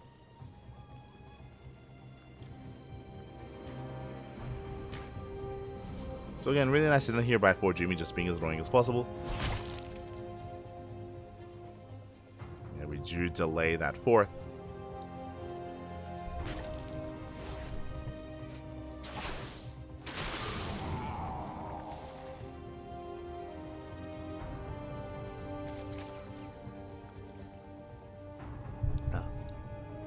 Fourth base is delayed, but now it's going to be taken. We do have for a young Yakov just setting up here for his push. Drop lords are going to be on the way. There we go. Queens are on the horizon here. As young Yakov is cutting workers at 3 base saturation at 63. And we are committed. We are pushing. Rocks are being knocked down for Jumi. Waiting here on the high ground. Shows the force fields. Not too bad, but the Wilds, they knock the force fields down. Yeah, we're chasing back this army. Takes down an Archon. We go for the Immortals. Home pick up there out of for Jumi. But last, this might just be too much. Yeah, we get 2 Immortals. We have the overcharge, but again, there's just too much DPS, too much firepower. We snipe the detection. Very cheeky move here. Where are the Overseers? The DT is barely holding on. But these were still some expensive losses. We go for the detection once again. We snipe the Overseer. Let's go. We snipe that Overseer. 2 Dark Templar going hand. We go for the Overseer once again. Clutch Transfuse. Yeah, very clutch transfuse. We have detection available finally. And young Yakov, he will break this base. GG gets called, and young Yakov will take the series 3-1, qualifying for the EPT Spring European Regional. GG.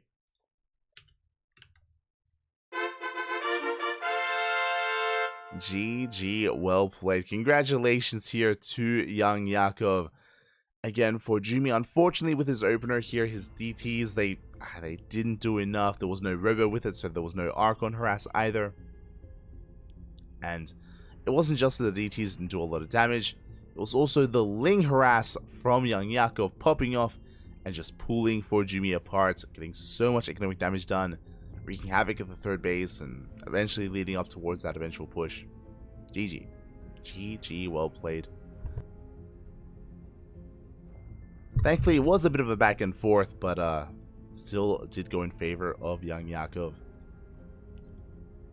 And with that, I believe the upper bracket is wrapping up.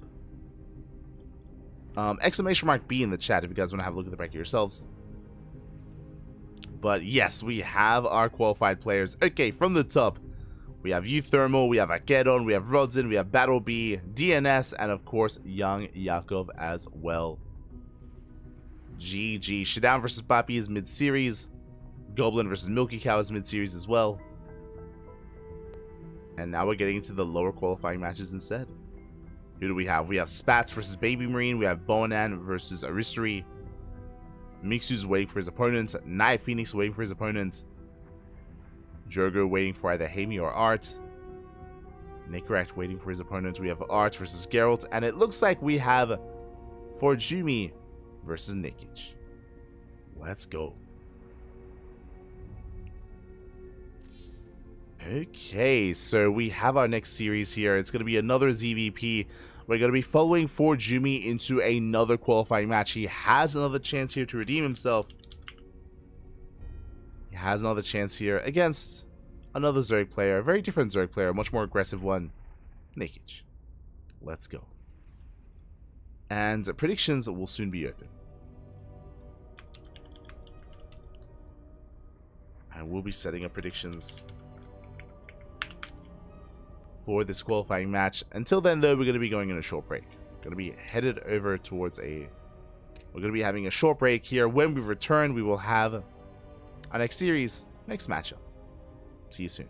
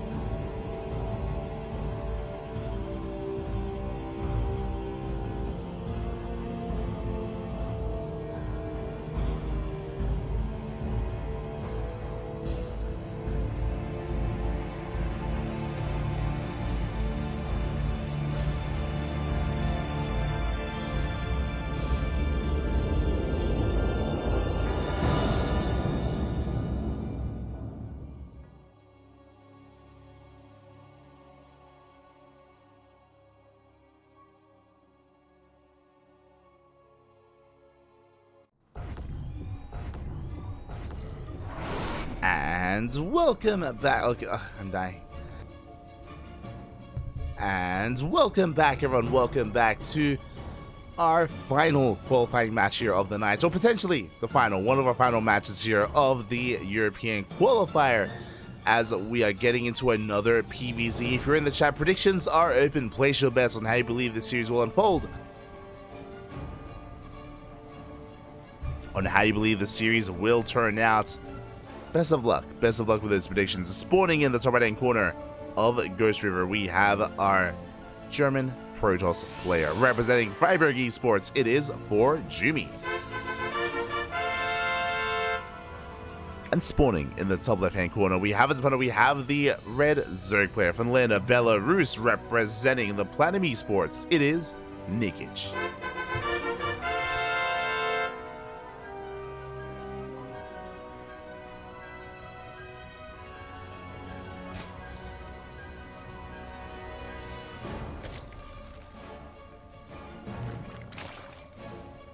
Good. We are good to go. Again, we're loading into Ghost River, one of the smaller maps in the map pool, short restricted by ground. As a result, we have seen quite a number of all-ins here, but we'll see if we do embrace that or if we head in a different direction. As for now, for Jumi is just going to be getting into his gate expand setup. Likewise, Nikic going for a hatch gas pool opener. Standard builds so far. So far we do have standard builds, but again, the rush assist by ground on Ghost River is disgustingly short, and we have seen a lot of all-ins as a result. We've seen a lot of successful all-ins here at the third base location, less so at the natural, so we could be seeing a bit of a later timing here. Again, Nikic, he is a Zerg player that's actually quite terrifying, especially in the mid-game. He's a very aggressive player. He has a bit of a reputation. People are aware of how he plays, but knowing is half the battle, and again, for Jumi, he has to be able to bring it all together here against Nikic. He has a second life, a second chance, a final chance to qualify. Here we go.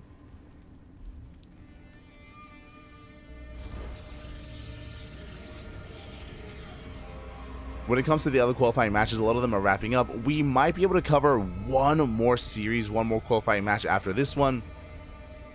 But I did want to have a little bit of a break before ESL Americas. I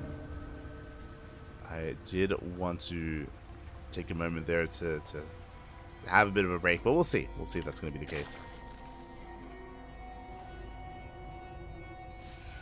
See if we're able to pull that off. But now Adept's going to be threatening a shade. Again, just scouting, just trying to get an eye on any extra gases, any fast lair timing. Jumi getting a scout off, gets a drone kill. Gets one. Ooh, gets a second drone as well. Very frustrating positioning there on top of the Reaper cliff. And the Adept will manage to barely not slip away. Good surround here from Nikic, shuts down the Adept. Across the map, it is going to be a robo-based opener. Going for a second robo as well. Astray, is that you? Oh my god. So for Jumi, going for a robo opener into a robotics bay, to a second robo as well. I believe this is going to be for mass disruptor drops. I believe this is going to be for double prism, double disruptor drops from for Jumi. Looking to spice things up here in game one. Very bold move, especially on Ghost River wall maps. Fast Roach Warren here at a Nikic does read that something is wrong. Overlord Scout is coming in, and he will get eyes on everything in the main base. Not just one, but two robos and the bay as well. Nikic sees all, he knows all.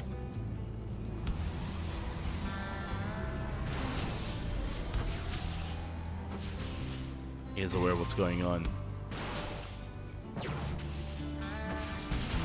Overlord goes down.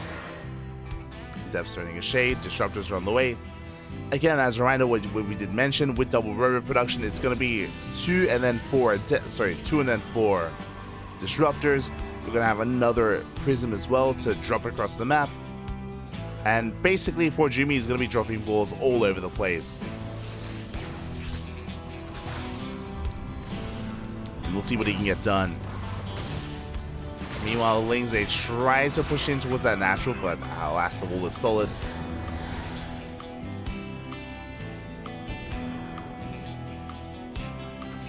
The wall is looking solid here. First drop is moving out. There we go, more disruptors on the way.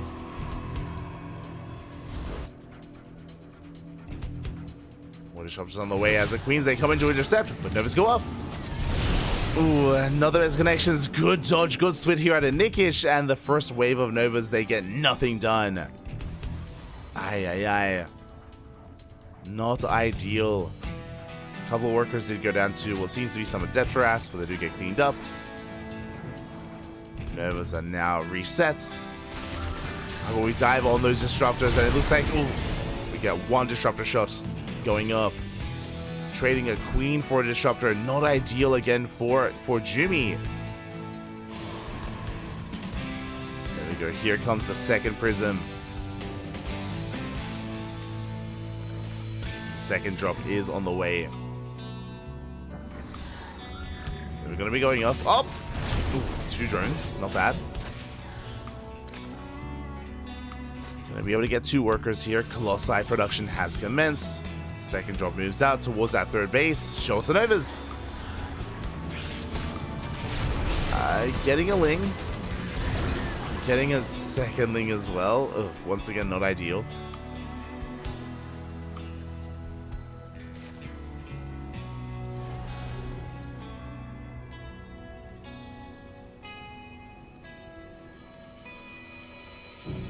You can see here 2 drones and 2 Lings.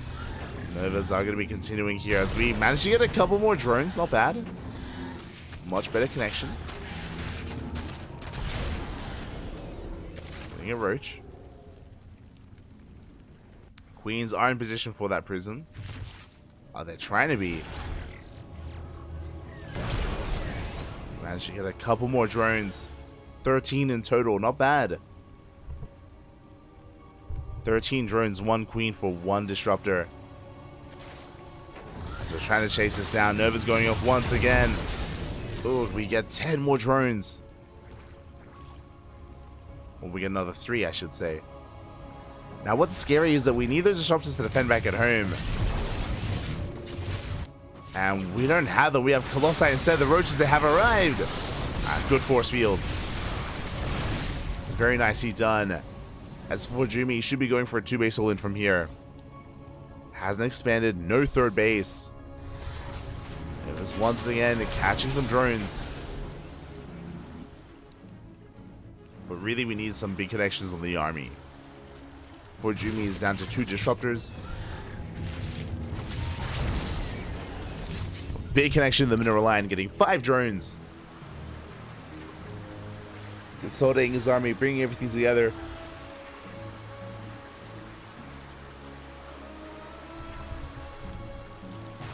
Does bring it all together.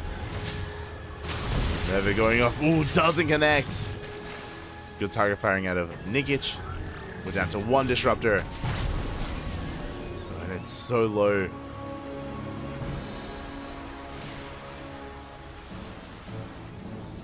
And I'm worried for Nikic, not gonna lie. The supply here, the army for Fujimi is looking terrifying. He's on 4 Colossi. 2 Immortals, we have Sentries, we have more Disruptors on the way as well.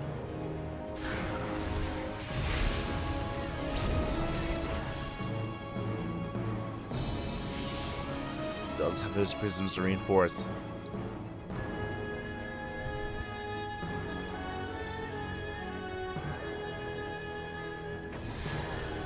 Getting a drop.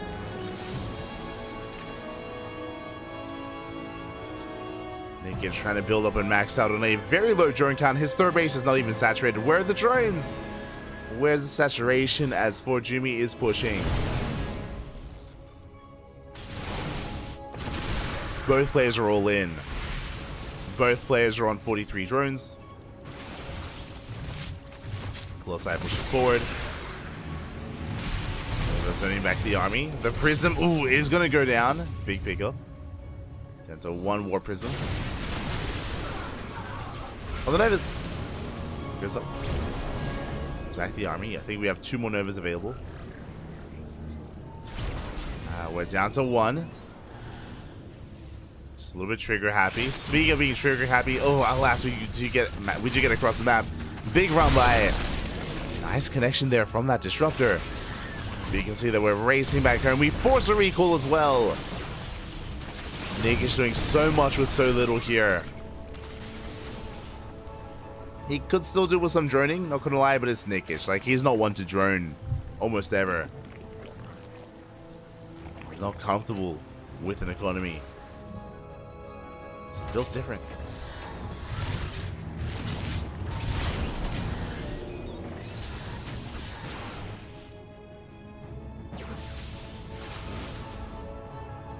Disruptors are forced back. Nikic has maxed out with Roach Ravager. Nikic, ooh. Gets a Disruptor. Good Biles. Fujimi very all in here. Fujimi down to 36 probes. It's a Queen. One good Nova is all he needs, or that's what he's looking for at least. Got a back connection. Gets some Ravagers. Gets a Queen. Fujimi shocking around at the same time. A big Roach counterattack here. More probes are falling. Confirming the all-in. It's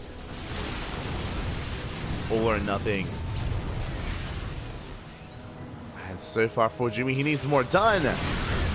We collapse on the disruptor. We get one, we get two, we get three. Almost every disruptor goes down. We're down to one purification over left. One disruptor remains. Oof. And the Nova does connect. But for Jimmy, he's running out of units, he's running out of army. While they rain down here on the forces of for Jimmy.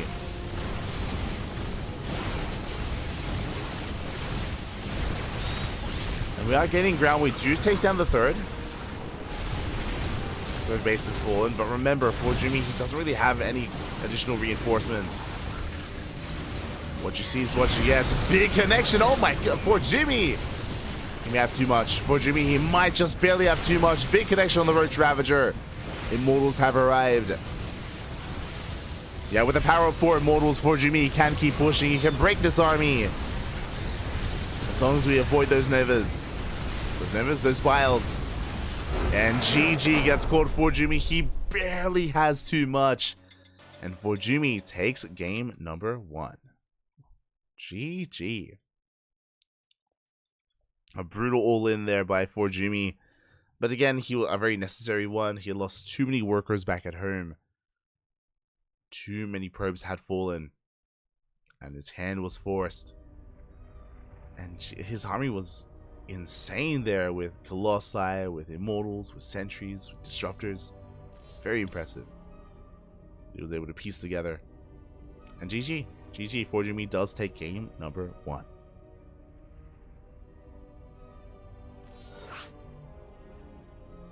Now we're getting ready for game 2. Oh boy.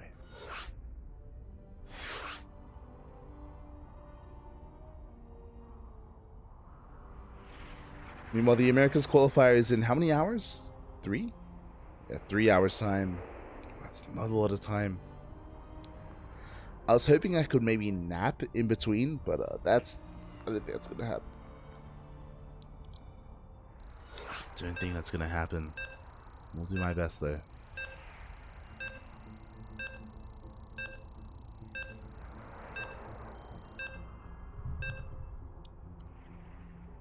Here we go. As our players are ready here for game number 2. Again, it was a very scrappy game, very all in from both ends, from both sides. A wild build there out of for Jimmy. But Nikic refused to drone, refused to saturate. And now we're getting into game number 2 on Oceanborn.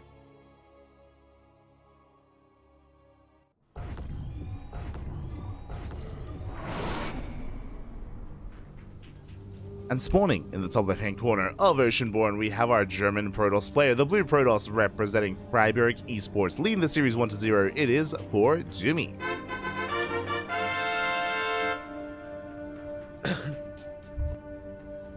And spawning in the bottom right-hand corner, we have the red Zurich player from the land of Belarus, representing Platinum Heroes. It is Nikic.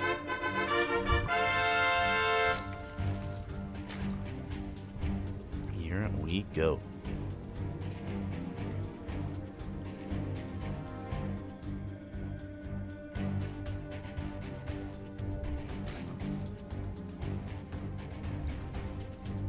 Here we go, as Nikic is going to be going for a hatch first, which is calming things down here in game number 2. Again, game 1 was just very intense and very chaotic. Neither player wanted to make workers, neither player was really saturating bases. I would put a little bit of onus there on Nikic though, where I feel like he had to drone, he had to saturate. Because he didn't, he was forced all in. There was no other shot, no other chance there for Nikic. And it did feel like he kind of played into ForJumi's hands there. With that, getting ready for game number 2. Nothing crazy yet. Really, we're just keeping an eye on the tech choice of ForJumi. We just saw that in game 1 he went for a robo-based opener into double robo into just mass destructor drops. We'll see what happens in game number 2.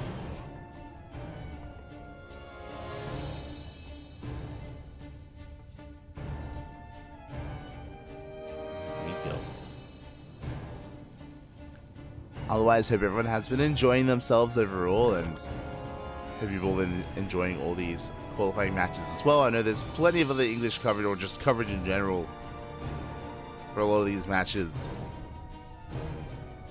And it looks like we only have one series remaining here in the upper half of the bracket. It is Goblin versus Milky Cow in a PvT. Otherwise, all the lower brackets qualifying matches are underway. Oh, and that and that is a giga fast Roach Horn. What is that? Like a 2-minute Roach Horn? Jesus, oh my god. Insanely fast Roach Horn timing here by Nikic. How could he afford it? Well, he skipped link speed. Skipped link speed, went for the Roach Horn instead, and Roach is going to be flooding across the map sooner rather than later. ForJumi, he did scout the opener, but the opener had no tells. He's in the dark as to what is coming in next. Roaches are amassing.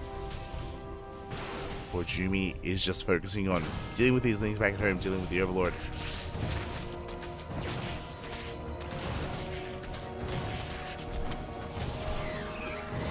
Here we go. Slings, they do not quite get a lot done, but they do at least keep ForJumi busy. Roaches are amassing, Ravagers are amassing as well. Nikic is droning, so we're getting some mixed signals here. There's no link speed, so we can't reinforce with links. We are moving out with some Roaches and Ravagers. But we're droning. We're not making more army behind this here. Nikic, he's supply blocked. Oh, okay. Okay, we break out. Do you break out of that supply block? Overlord does pop out in time. But, I guess this is a fake out? Yeah, he's droning. This Roach Ravager push is a fake out, but this is an expensive one. And is it worth it in the end? The Ravagers, they have arrived. They go straight for the pylon. Stalker for shield batteries on the way, but it might just be too late. As Oracle has to race back home, does target down some of the Ravagers. Files do connect. We get a pylon. Boys are being pulled. And the Roach Ravager is eventually going to be cleaned up, but we did quite well for ourselves here.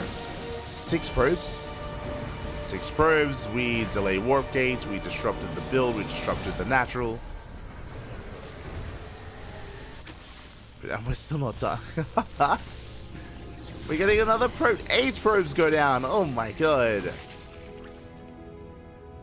Finally, we do deal with it.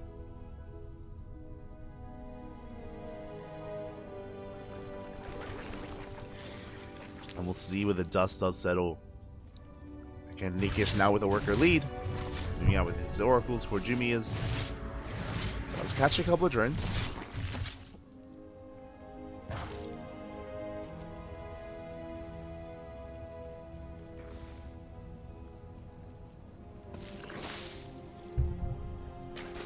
Does manage to catch a couple of workers. Roach is moving out once again for a second time.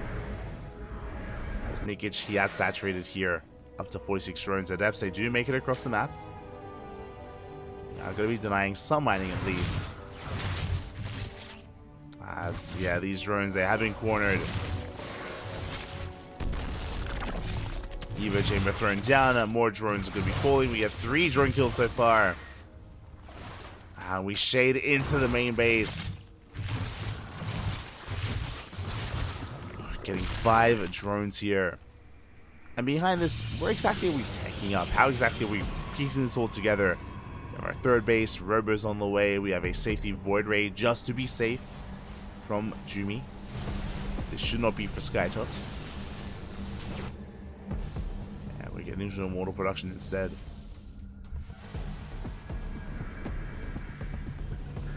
We are selling on Immortals, which means we're going for a longer game. And there it is. We have Blink on the way, I imagine +1 thereafter. Stasis Traps, Immortals. Yeah, not the most adventurous of playstyles, but for Jumi, he's just going to be turtling up. Knows D has just a couple too many injuries. Well, a couple too many losses.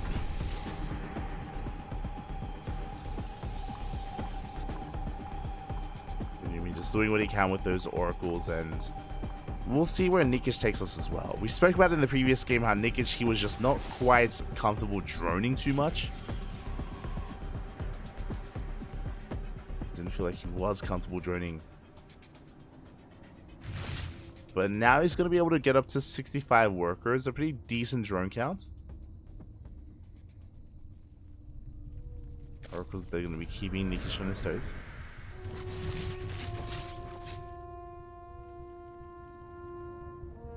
Oh. It's Revelation off. We have Hydra speed on the way. Again, it is going to be a Hydra-based transition. Lurker Den is thrown down as well. Let's go! Hydra Lurker Viper, we're working on it. We're getting there. We could do with some better droning. The fourth base is done. Not quite saturated, unfortunately, but we're getting there.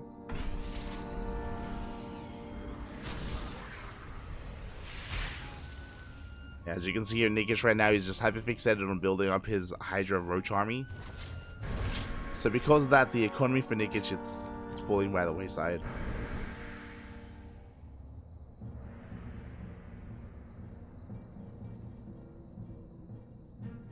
And there it is. I was waiting for some more tech of choice. +1 air attack is on the way. We could be in for a long one. For Jumi, he's been stuck at home. He's slowly taking a fourth base, and we may as well just turtle up into Skytones.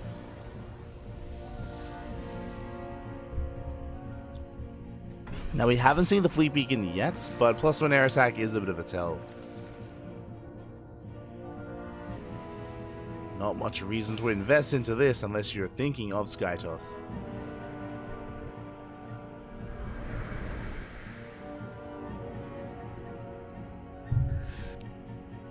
Meanwhile, we're still hyper-fixated on Immortals and Storm. There it is. Fleet Beacon is on the way. That is going to be for Tempest or carrier production.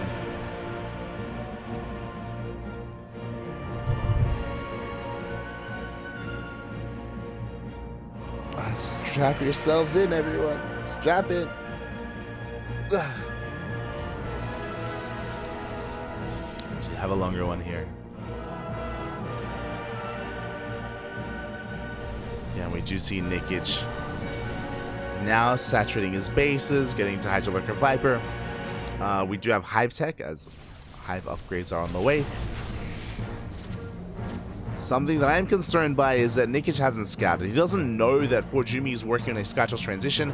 Otherwise, we would see a Spire. We would see a Spire already.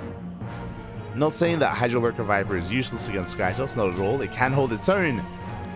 But it does eventually get outscaled, and you need to be ready for that as a Zerg player with that tech that is required. We have Urge Warren, we have Lurker Den, with no Spire.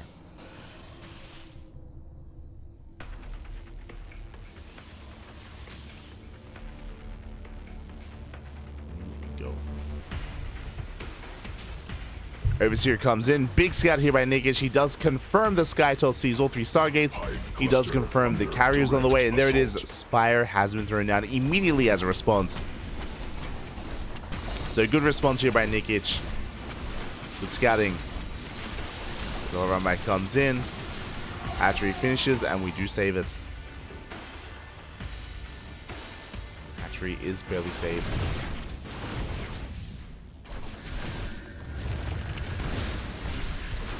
Lurkers, they are keeping up with the rotations. That's a lot of lunkers. 10 lunkers. Well, Jumi's gonna be retreating from here. retreating. Roach is going for a bit of a run by. Yo, a big shout out to Miguelito Vindicta Papi. Oh my god, thank you so much for the raid. Hope you had a great stream. Hope you had a great ladder session. Hope you had a great time, Papi. Papi ga. Welcome everyone, welcome to the EPT Spring European Close Qualifier. We just wrapped up with the Asia Qualifier. We're here with the European Qualifier, and up next we have the Americas Qualifier in a couple of hours. It's been a long day, it's been a long broadcast. I would like to get some rest after this. We'll see how much rest we can get. We'll see, Papi, we'll see.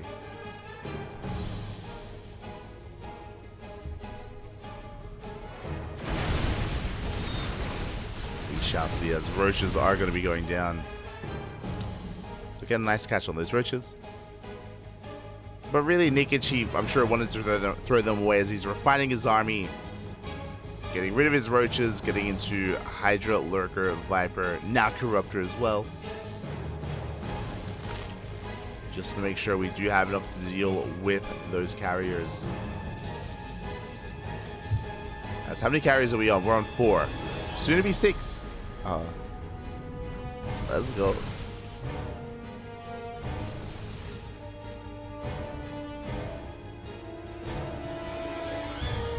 Sorry, I'm just a bit under the weather, but let's go, Papi, as we are moving out. Tumors are being cleaned up. Nikic, once again, he's on a low drone count. He hasn't been losing drones, by the way. He just hasn't been remaking them. His drone count has been getting lower here, making site defense, like cannons, or like spine crawlers and spores. Nice joint here on some of these carriers, but we don't get them. We take the storms to the face. Jumi is holding his own. Again, this shows how important it is to have some ground support here for Nikic. Whether it's Broodlord or Lurkers. Ooh, 2 High Templar do go down. Nice pickup from Nikic. Get some High Templar. Zelsay, you do get morphed into the main. Can we get on top of the Greater Spire? We can! Prism goes down, but the Greater Spire is going to be targeted, is going to fall. Big pickup. It does delay things quite a bit, so we throw down 2 more Spires.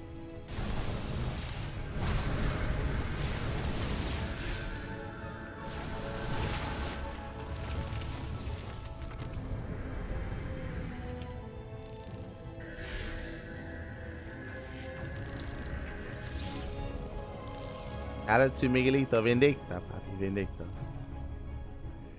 Let's go. Meanwhile, how many carriers do we have? We have 6 carriers. Now we're getting into Void Ray production. That is going to be to support said carriers against Corruptors.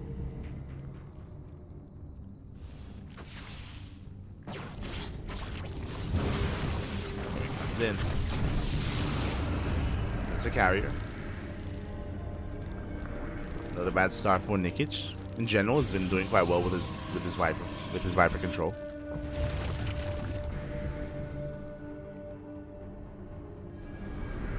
As for Jimmy, he is positioning to even expand behind his army, take another base.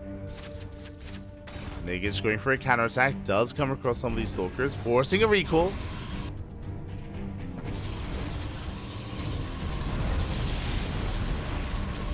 Yeah, Hydras, they do get on top of this army, on top of these pylons.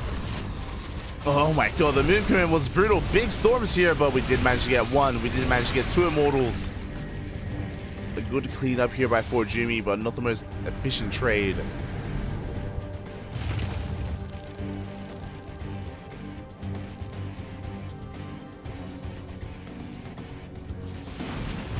As we catch out more of these carriers, 1, 2 go down. Hello, hello, slow bro, hello. It's been a while, Pat. It's been a while.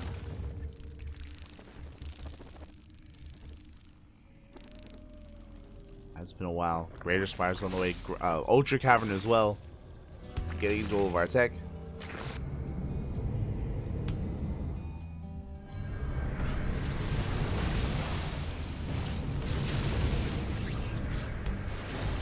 Jimmy has been refining his army. He's got +3 air attack already. Working on their defense.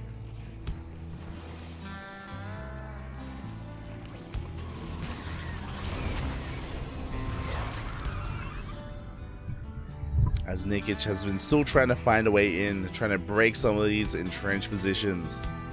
But for Jimmy, what is he on? What, 3, 4, 5, 6 bases already? Solid 6 base setup. You can see Nikic is down to 60 drones.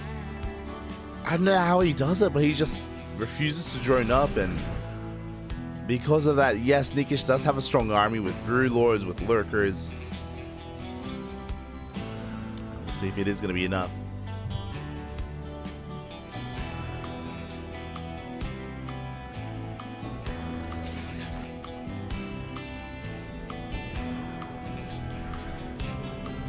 And here we go for Jimmy, rotating over towards the left-hand side.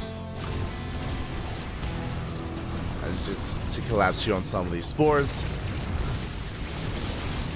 Ooh, big storms here on those corruptors though. So good yoinks here, taking down 2 of those carriers. Oracle goes down. We did kill the base.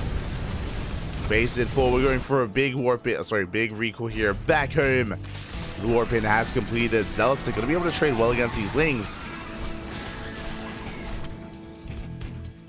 Yeah, they are trading well. They get into the main base, going for the tech.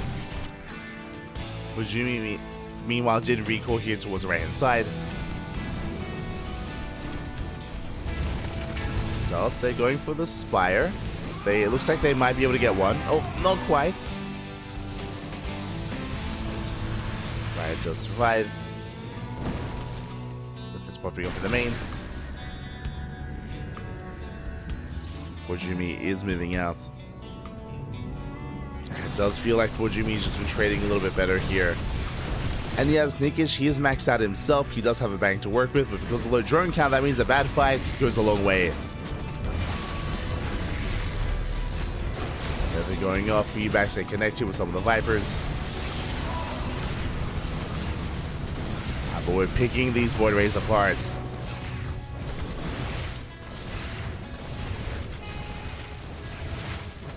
Void Rays are going down. We're remaxing it with more Carrier, more Disruptor. The Lords are just bullying back the army. And usually the answer to these Brood Lords is going to be Tempest, but we didn't make any. No Tempest here from Jumi.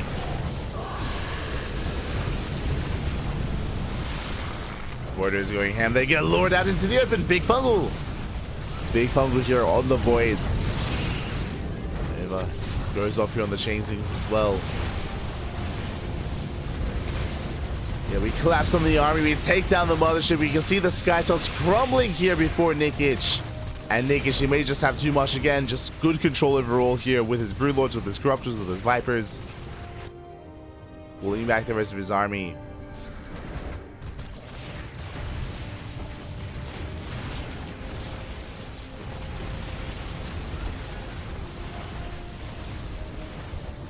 Does pull back. Nova's doing what they can. But the Brood Lords, they reign supreme, and there just is no answer to the Broods. Link Stalkers aren't good enough. Corruptors are going down. Both players are remaxing, bear that in mind. We're still not out of this yet. Nikic, he takes down a base, he had some good fights. It is going to take more than that.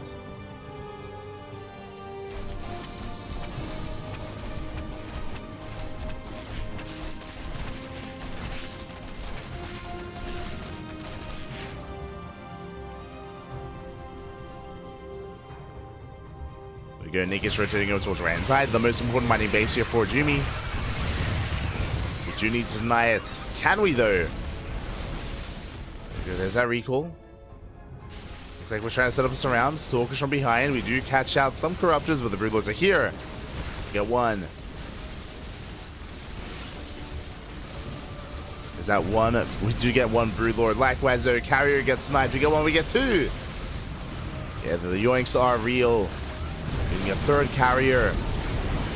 Storm's looking good. Big connections on the Lurkers. That Lurker count gets reset.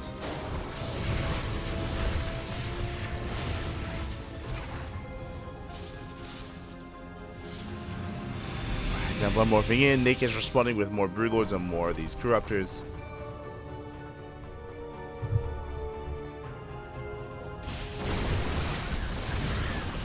A bit of a missed rally here as we throw away some ultras.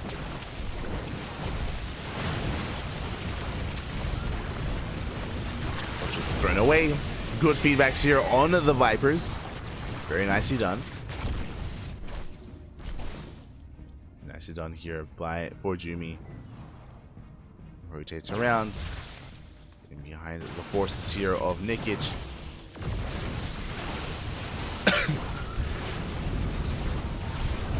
Oh, the Novas, they do take down some of the Infestors. Infestors are zoned away. Corruptors, they just looking for a moment here to dive on top of those carriers. They almost get one.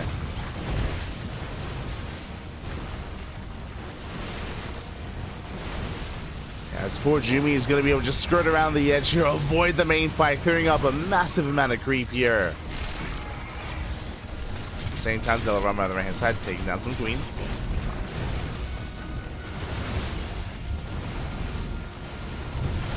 So that's going to be 13, 16 dead workers here. The base has been fallen, or has been broken.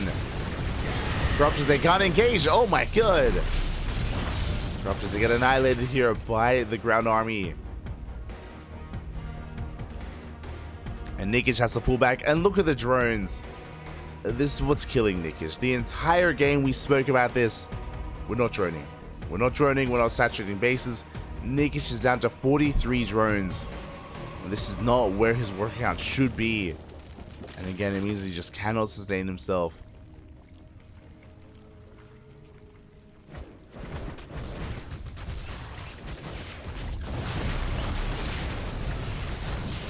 And even though this army is looking strong by Nikic, like, it's not gonna matter. It shouldn't matter.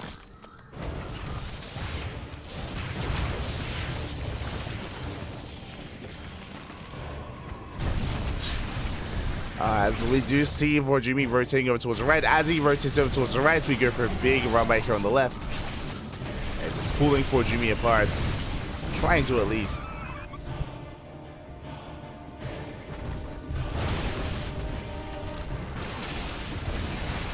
Dive on top of the Vipers. Both Vipers go down. You try to punish it with that lockdown. Going back. Beats up a lot of links. As long as Jumi doesn't take too bad of a trade, he should be okay. The Infestor does go down.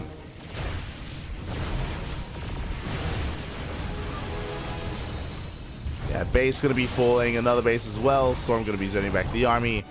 Nikic is down to one binding base. You can see here his third base is out of resources, natural's out of resources. Main base non-existent. This center base is all he has.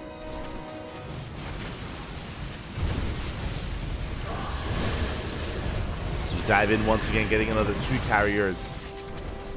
At this point, it may just be worth just not making carriers. We just make Void Rays instead. May be worth it.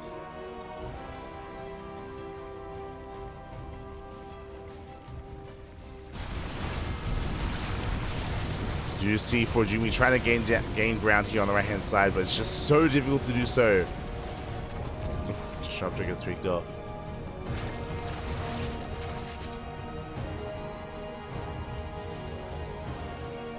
Just having the armies, they are backing up each other, and again, we spoke about how this may be a bit of a longer one, but even then, even like with that into consideration, it's a long one, Pat. It's a long one. Let's go. Kibbage.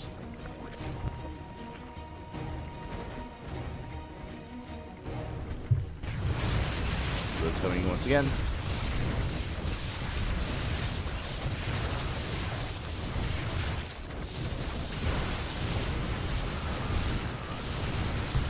Go. Blink Stalker's gonna be able to dive on top of some of those brutes. I'm still a little bit shocked that we have not made a Tempest. I'll be honest, if we had invested into some Tempest earlier on, like, we would have been looking so much better here. The role of the Tempest is to actually punish some of these siege units like the Brood Lord. And yes, Tempest, they are vulnerable to being dove upon by a massive amount of corruptors, but I mean, you can say the same here for some of these other, for the carriers and for the mothership.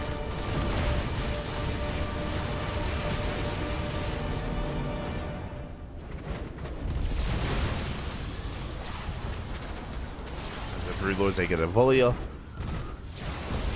couple volleys here and there. They're sharking around, looking for another yoink.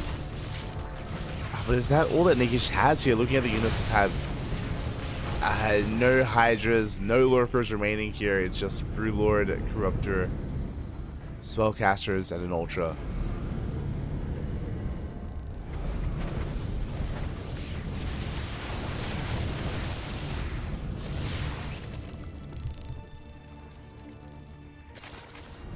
Fortunately, also hasn't been making any probes. I just realized. The work count's still looking quite low here for both players. There we go. Tempests are on the way. Let's go. Finally, we're making some Tempests. We have Tectonic Destabilizers being researched as well. That is going to help against the spores,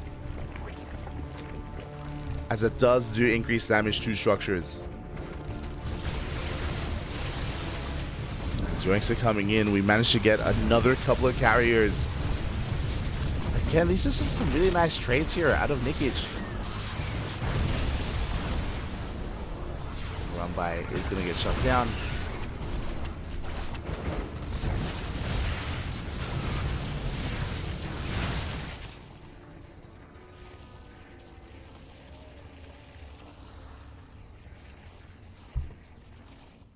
And we can see Nikic, he's just making more lanes. It looks like he wants to try to mass it and get ready for a counterattack. Looks like as Jimmy's gaining ground, Storm's being thrown down, zoning away those queens. You have a nice power bomb here on the Void Ray. And again, it doesn't even matter. As we do see reinforcements arriving, more Corruptors as well. Can we go for the dive? Can we commit? Again, we got the Archon, we got some ice Pokemon as well. Some ice units as well. Ice blue, jeez, my brain is falling apart. And here we go, we take down all the units in the sky. At the same time, a big counterattack here on the ground, and there's just nothing left here for Nikic. She's being pulled apart. For Jimmy getting behind the army. The Hive is going to be falling. Big storm here, forcing the recall, and that is a kill on the Hive. Ay, ay, ay. What's my brain thinking of? I think my brain was thinking of... Yeah, I've been watching some Pokemon recently. That's just where my brain was at. I don't know why. Shout out to Pokemon 2000 though. That was what was on my brain. Well, let's go. Big link around by here towards the left. Is going to take down the base. I mean, things are getting quite scrappy here just because for Jimmy, he's down to what? 38 workers. We have 21 probes by Nikic. Barely any economies. 5 more workers go down. Every worker counts here in this situation, by the way. Like, these thing run-bys, they're being pretty impactful. Oh, DCs are coming in! The Dark Templar. You take down the Lunker 10. Let's go. What time is it? It's 4:30 a.m. in the morning. It's 4:30, papi. Ay, ay, ay. Let's go. But again, it's been Nikic basically just holding on to this position the entire time. I mean, the Link Run-Bys have been nice. He's trying to sneak out a ninja base. Tempest, they have arrived. Let's go. Speaking of, though, do we have any support? Oh, Tempest goes down. We're down to 1. Down to 1 Tempest. I see live VIPs are... No. The rock is crumbling, papi. Ah.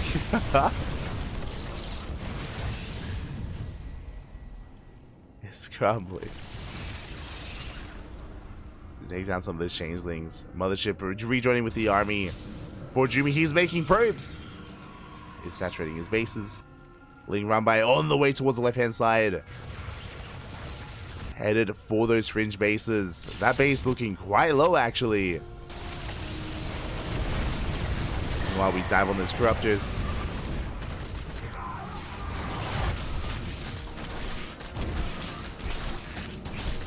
He's getting in. I mean, the Zealot Warpin is helping, but yeah, we break through the defensive line. Probes are going down. Tempest going to be falling as well. Oh god, Tempest going to be falling as well here. As the base falls. Oh, DT going ham. And we're down to one base, and the Celtic come in for the kill. Will we snipe the base? We will! And every hatchery has gone down. 0 bases remaining here for Nikic. He does have enough to rebuild that he needs to. He's going to be revealed. There we go. Hatchery is being rebuilt.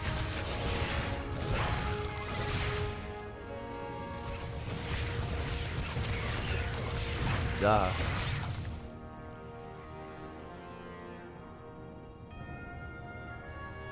Again, the game has been, I mean, Nikic, she's been doing so well for himself with his Viper control, but I believe we're out of, yeah, we're out of Vipers. We're out of Vipers at this point. Nikic, she's down to a handful of Corruptors, a handful of Brood Lords. Fujimi has been able to pull them apart. And catching out some of these Brood Lords, sorry, some of these Overlords. And going for the slow zone. Let's pick them up. It's going to retreat from here. At the same time, Lings, they do deny the northern base.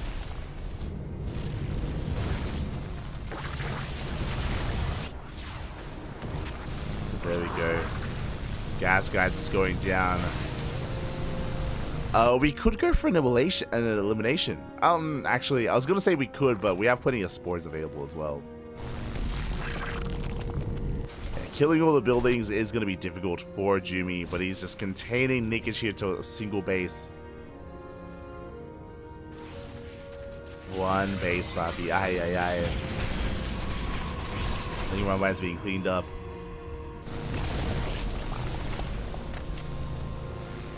Gas guys just are going down. Here come the Corruptors trying to catch out some of these Void Rays.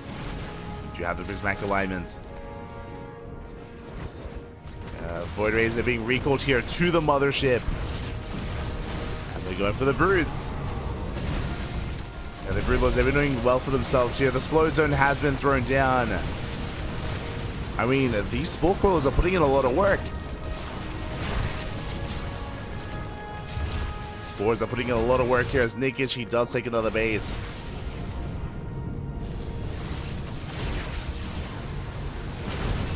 Units have 4 Corruptors. Meanwhile, for Jumi, he's got plenty of mining going on here. Plenty of saturation. Rolling on in. Take some more of these spores.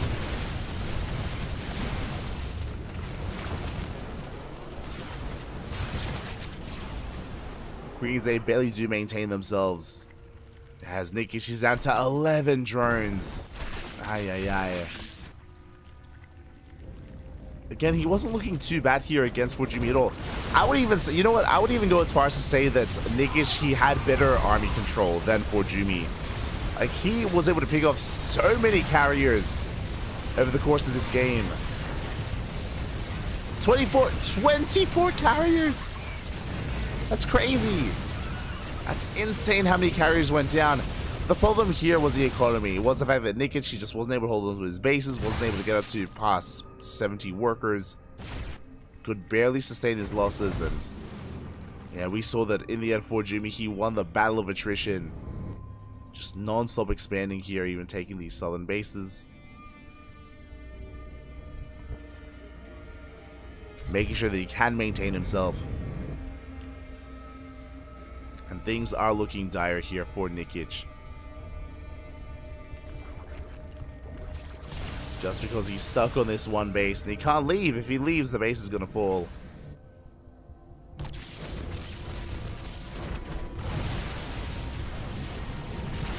Speaking of Fujimi, he does get eyes on it. He wants it.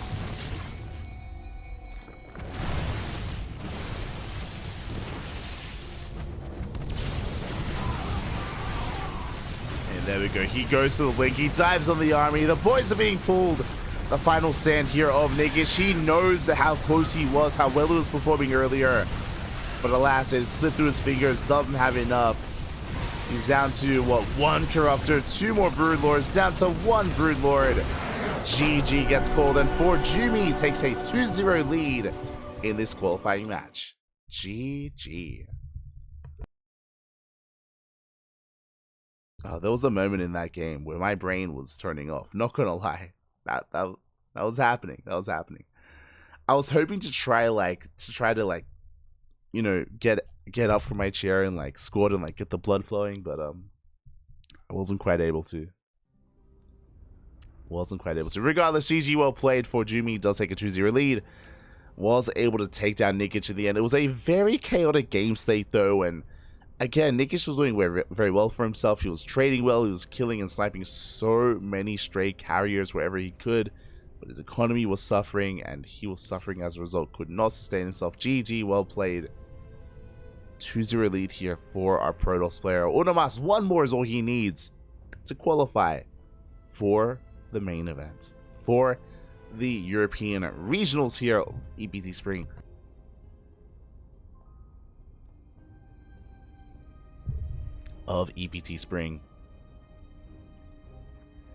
We'll see if he can bounce back. The pressure is on.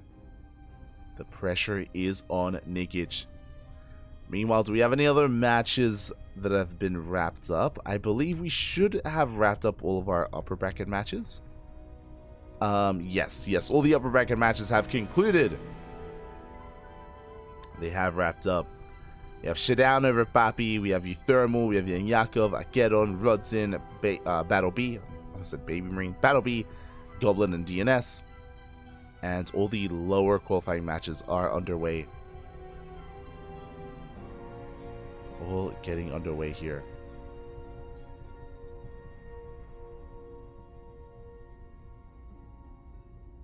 And it looks like our players are asking for a small break. I do not blame them. After that series, I do not blame them for asking for a moment here. As that was a long one. That was over half an hour of just non-stop activity, aggression between our players. They do need a moment. When it comes to some of the other active series, Spats versus Baby Marine, Mixu versus Strange, Milky Cow versus Night Phoenix, Joker versus Hate Me, a lot of really good matches, a lot of really good series. I mentioned before, this is most likely going to be our final series of the broadcast. I mean, it's hard to say that. I would love to keep on going, but I also want to be able to be in tip-top shape for the Americas qualifier, just because we have some Ducklings there. We have some Ducklings in the Americas qualifier. I want to be ready for that, and it would be nice if I could rest my voice at least a little bit. At least a little bit. Catching up with the chat. IRL been so busy still. Had a weekend to go this weekend, for example. Hope you guys are well and that you feel better soon. Oh, thank you, Slobo. Thank you. Do appreciate it. Do appreciate it. Thank you, Papi. I've been getting better. I've been getting better. I feel like I've been getting better for the past week, but I'm just not better yet. Like I'm on the cusp. I'm on the horizon. We're almost there. We're almost there. But thank you. Do appreciate it. Live VIP is a rock. Oh, I'm falling apart a little bit is what I will say. Just a little bit. We'll splash some water on our face soon. Be good. I'm just waiting for the players to post their lobby, and then I'm going to quickly get some water.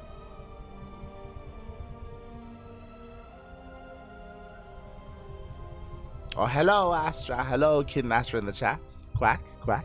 Bienvenidos. Welcome.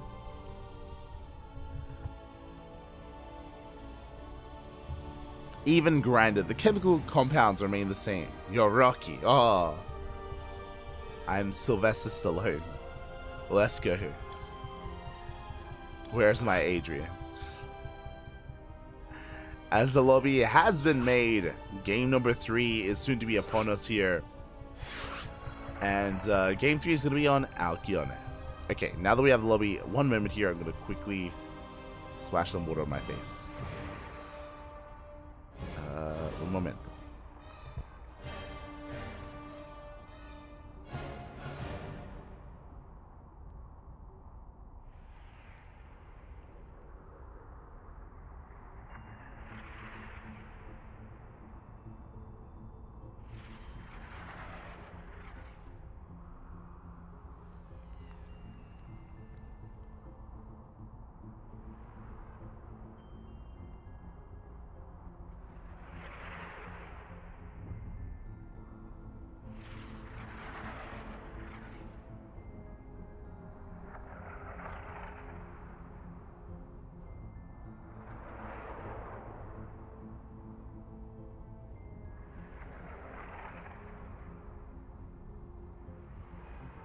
Oh, we're back. We are back. And a big shout out to the real Duke SC. Oh my god, for resubscribing or subscribing for the first time with Twitch Prime. Gracias, papi, gracias. Hold on. Less than 3. Thank you so much. Hope you've been enjoying the content. Hope you've been enjoying the broadcast. If you may be tuning in for the first time, we are typically live here on a daily basis, multiple times a day with plenty of StarCrafts. I do cast full time, but recently I've been a little bit unwell. A little bit under the weather, so we have been a little bit lax for casting. We've been missing out on like ESL Americas and like some Star Wars broadcasts here and there. So I do apologize for that. We have been missing some broadcasts recently, but we're getting better. We'll be back on track soon, I'm sure. As we're diving into our qualifying match, potentially the final game of the series. I hope not. I hope we can go the distance. We shall see, though. We shall see. Spawning in this right-hand corner of Alkione, we have our German Protoss player. The blue Protoss representing Freiburg Esports, leading the series 2-0. It is for Jumi.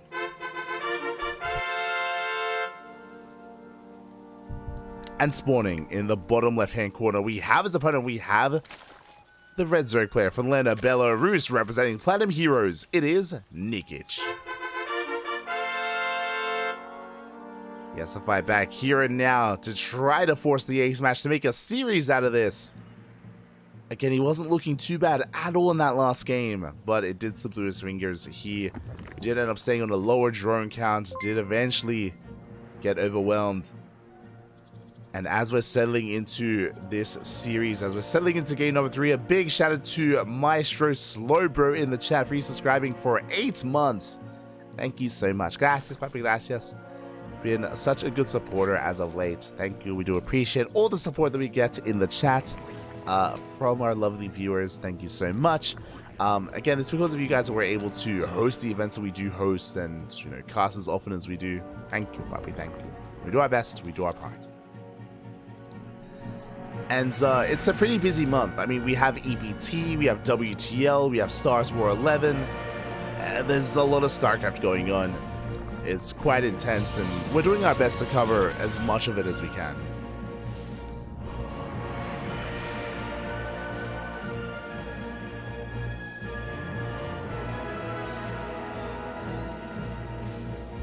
We are doing our best. As we're settling into our builds of choices here, Hatch Gas Pool out of Nikic. Meanwhile, for Jumi, going for a Gate Expand into the Cybercore.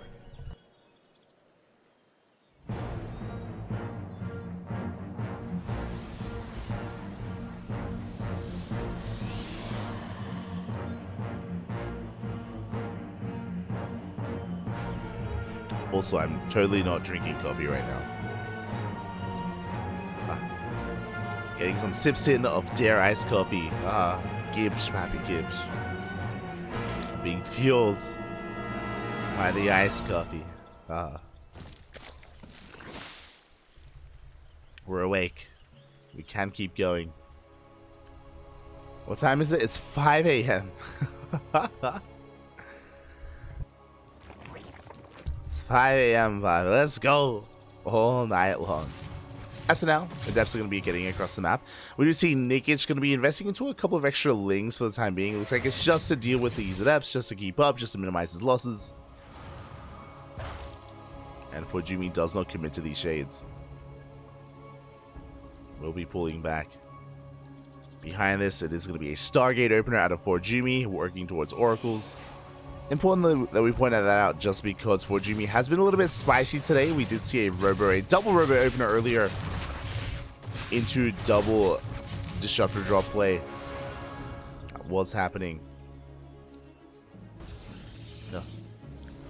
So for now, it looks like a standard build from Forjumi, which makes sense on Alkione. Again, this map is known for its longer late game. Very large map, a lot of base to be taken.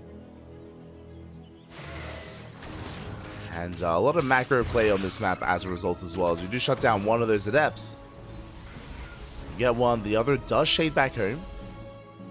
Our Lings are being quite active, making sure there is no expansion. Forjumi does throw down a Robo and a Twilight Council behind this before the expansion. Okay, very tech-heavy style here from Forjumi. What is our plan? What are we going for? With these gateways on the way, it feels like a 2-base all-in. 4 gates for now, but we should be throwing down a 5th, a 6th, a 7th, maybe even an 8th gateway here as well. Show us charge, show us immortal production.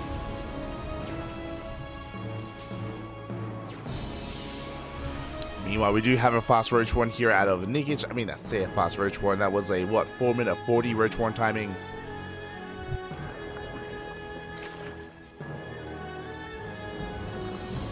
That was a much more standard Roach Warren timing here, and we'll see how what we can get into. Lings, they get in. No shot. Lings, they do flood into the main base. We get a free scout here of everything in the main, the gateways, the tech, the Twilight Council, the Robo, and the Templar Archives as well. Big scout from Nikic. And we'll see if Forjumi can be stopped as he's pushing. Now, behind this is not an all-in. We are expanding. I spoke about how I was expecting a bigger gateway explosion. It's only 4. Only 4 gateways. We're not getting into 6 or 8 or even 12. It's not happening. So we're just going for a tech-heavy style. And Forjumi is moving out with a very interesting variation of an Archon drop. Because of the Templar Archives, we gain access to High Templar, to Archons. And this is just to harass. This is just to keep tabs here on Nikic and to keep him honest. Speaking of, we dive on those queens. And it looks like we do get one. One queen goes down. We don't quite get the other, as Nikic does hold. Get Forjumi just backing up. Setting up here on 3 bases. Jumping towards the 4th.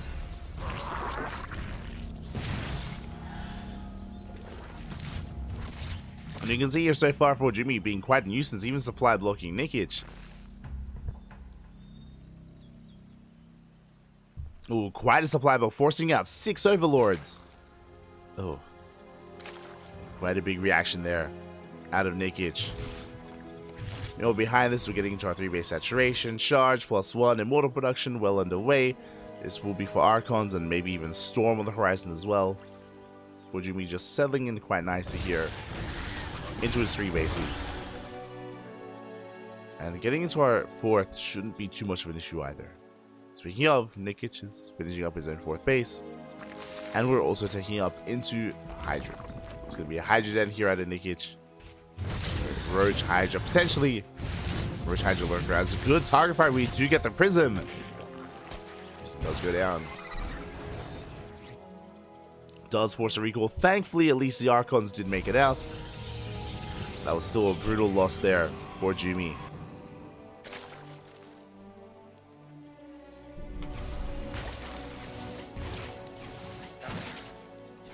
Meanwhile, with the Hydra Den, we spoke about the potential to tech into Lurkers, and there it is. The Lurker Den is on the way. Hive is on the way as well, so Hydra Lurker Viper is what Nikic is working towards. That is going to be 7 drone kills. I believe the Oracle does fall. That was a pretty good amount of damage dealt here by Forjumi. Checking his vision. He also saw the Hydra Den. He saw the lair being researched, being built.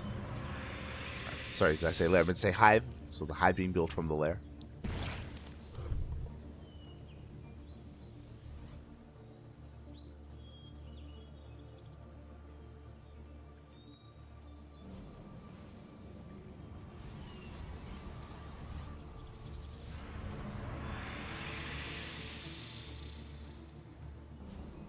So a very nice scout there from Jumi. He knows that his opponent, there's kind of a window of opportunity here available for Jumi. But 6 lurkers are on the way. They are lair tech lurkers, but the hive upgrades are now starting up.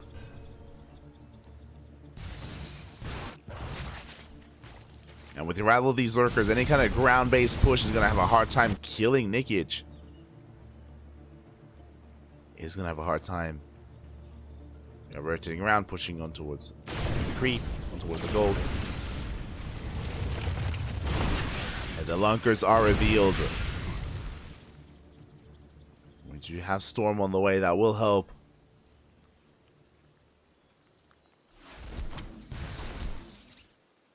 Will help as we are forced to turn back around. All these roaches causing a big reaction here out of Fortune. We do manage to get one of those Archons.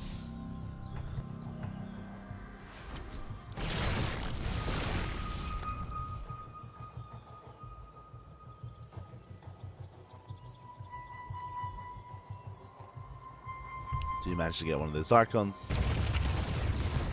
Lurkers are settling in. Spineshot's going to be going off. And for Jumi, he's going to be stuck on the other side here. No Skytoss yet. Typically, a higher lurker count would force a reaction, would force a transition to Skytoss. Before we can talk about that, though, we do manage to get a Prism across the map. Yeah, Zealots into the main base. Queen is exposed. The main base as well. Not too much to defend. Links are trickling in. Lurkers are still in position. But the lurkers are exposed. We're going for them. We're diving on the lurkers. Pushing up this ramp. It's going to be difficult, but again, there is no support for them. Lurkers are going down.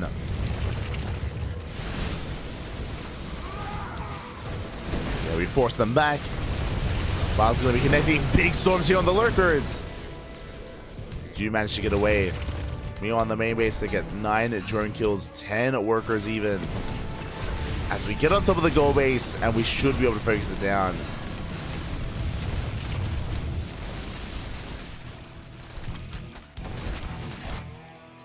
Prism gets away, goal base goes down, Nikish dropped down to 4 bases, even base count here with 4 Jumi. An even base count is always a favorable thing for the Protoss.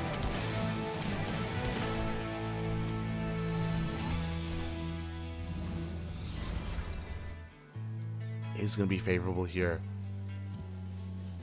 As for Jumi, is going to be rotating around.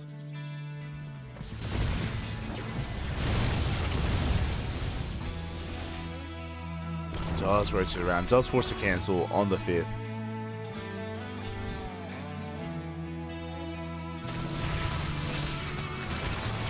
Roach run by, does get across the map.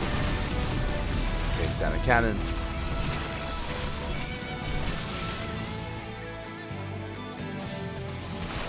Does force the overcharge a little bit prematurely as well. You can see for Jumi doesn't want to turn around. There it is. Skytoss on the way. We have +1 air attack, Mothership, 2 more Stargates as well. It's going to take a little bit to get into that carrier production, but it is on the horizon here for Jumi. He needs more time though. Does need more time. Planchot's going off. Ooh, we do catch some of these Archons. Big connections. Show us the storms. God, as there are so many lurkers here. They do protect each other. Otherwise, they do pick up another one of those immortals.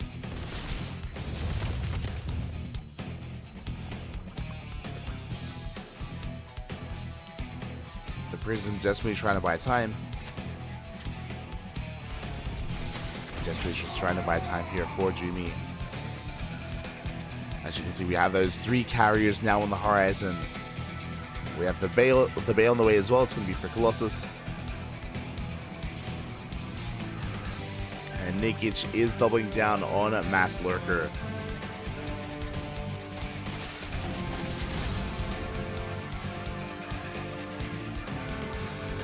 Oh, there's a bot in the chat.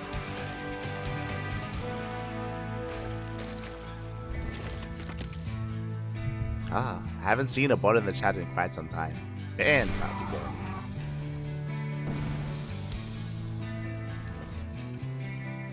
As we do have Nikic trying to be active here, moving out. Does get eyes on the fresh base, or on the would-be 5th. Or Jumi's in position. And I don't, with this kind of army, I don't know if Nikish can really push in. He's gonna try. He's gonna try big storm on the Hydras. The slow zone as well. Oh my god, the slow zone storm combination, and Nikish's army melts. Got 50 more Hydras on the way. Where is the Spire, by the way? I don't see it. No Spire, no Corruptors. We saw on Oceanborn that Nikish did very well for himself, trading and controlling his Corruptor Viper army. But he doesn't have one. Not this time. Not yet.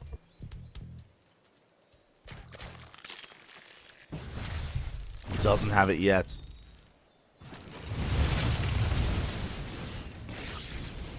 We end up yoinking that mothership. Minus 300, minus 300. Second yoink is forced.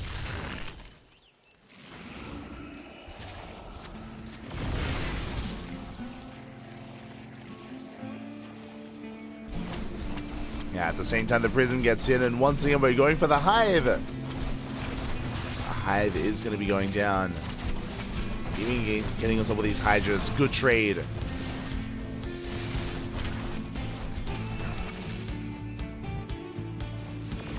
A very, very efficient trade here from Jumi, getting drone kills, getting a base, getting tech as well.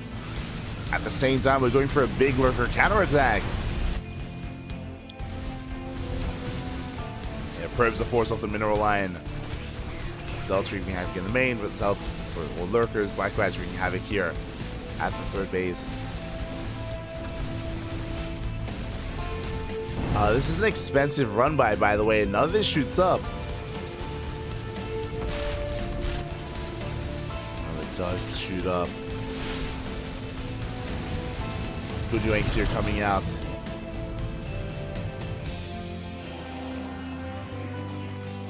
On some of those disruptors. Some of those. Just some of the army. At the same time, before Jumi, it's going to be his turn to go for a split push. Does have Regal available. Hasn't spent it yet.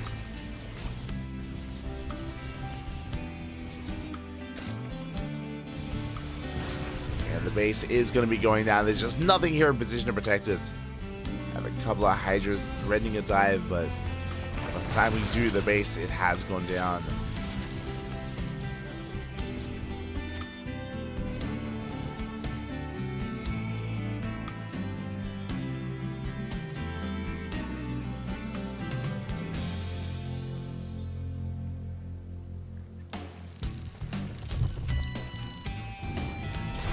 With that, I believe still no Spire, right?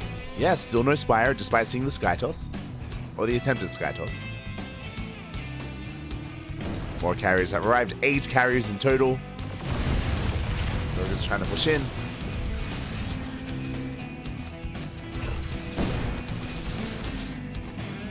Work around by coming in once again, cleaning up those pylons.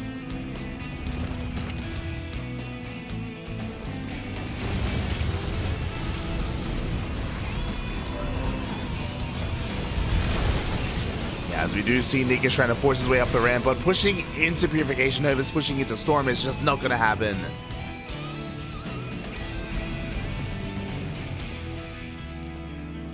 Instead, we're trying to rely heavily here on these yoinks, on these abductions.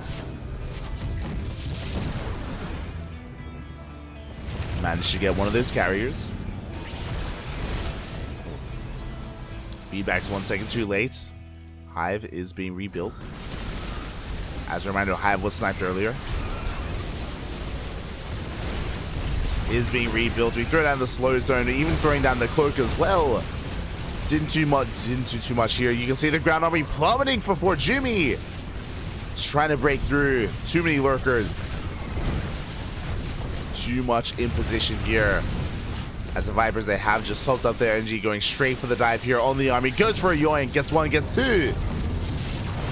Only gets one of those carriers in the end. The other will barely escape.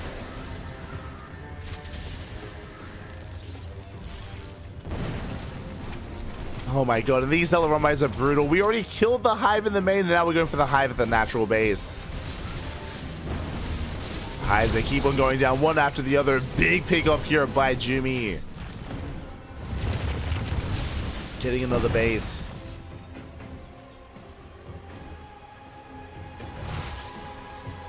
Yeah, just so many bases falling in the matter of seconds.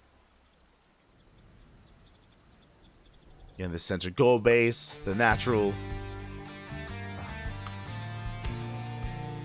And we still have more carriers on the way. Who needs the Tempest? Who needs them? Not us. Very few.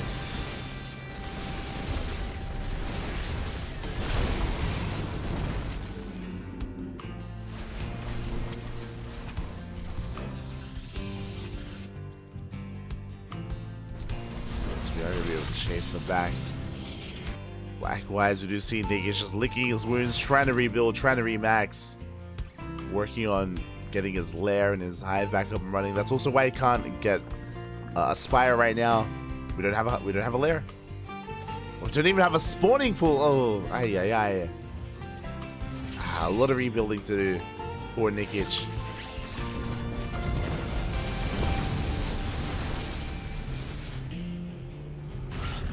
Yoinks coming in.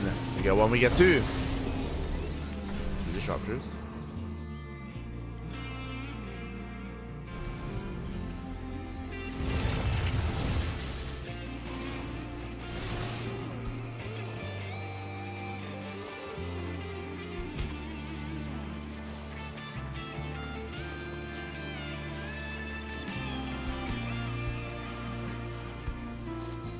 As there we go, the lair is being rebuilt. So this time it's going to be here towards the south.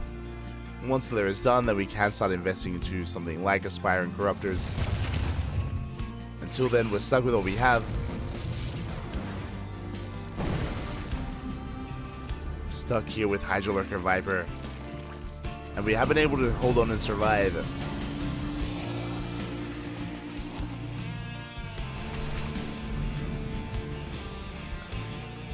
We do see a Zealoromite threatening a dive.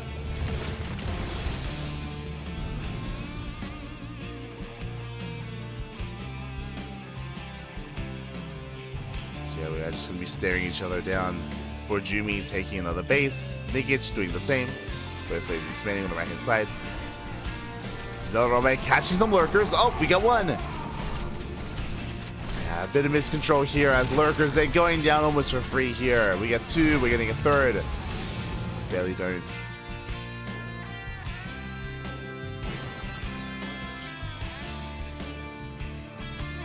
Barely do not.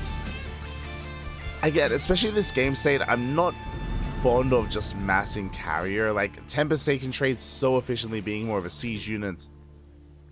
Taking advantage of the fact that there are no corruptors.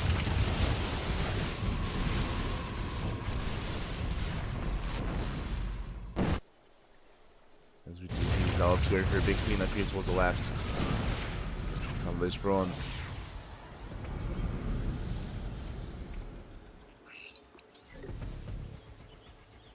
Let's see, the armies are going to be backing off. Lair is done. Hive is now on the way. For the third time this game. Let's go. The Hive, it's coming. Now, what's scary is that we have to make sure the 4Jimmy doesn't find this Hive. Otherwise, he's going to kill it again. He's going to snipe it for a third time if he finds out. We must preserve the Hive. It just wants to live, Poppy. Let it live. Not like this. Still in its pride. Feels Hive, man.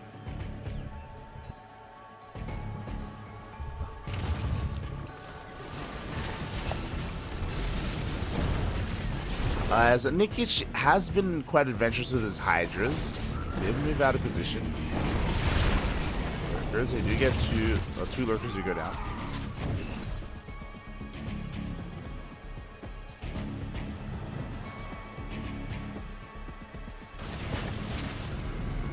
As looking at our units tab here, we have 12 carriers, soon to be 11. Oh, never mind, as we are unable to punish the carrier does get away. Getting the rest here. That's going up. Connections here in that shroud.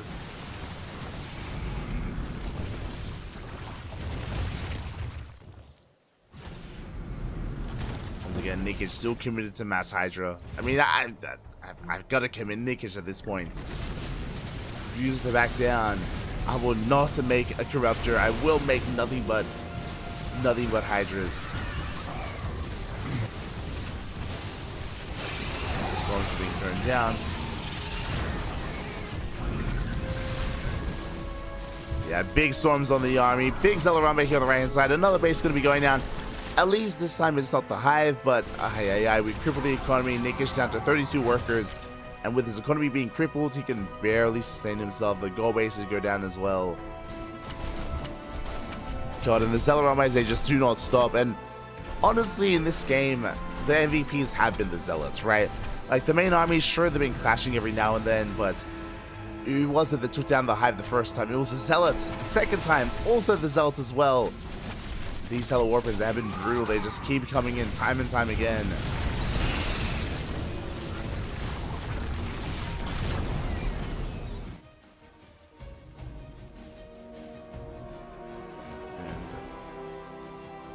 From here, Nikic just trying to survive, trying to hold on.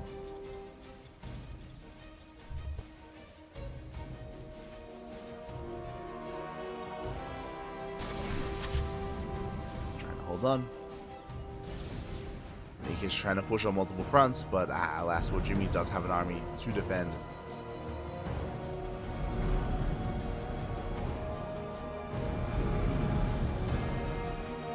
So how many carries are we on? We're on 11. Okay, not bad. Okay, half the one so far. And there we go. We do see Jimmy slowly encroaching on the base. It's going to be a kill here on the base. Jim's going to be going down.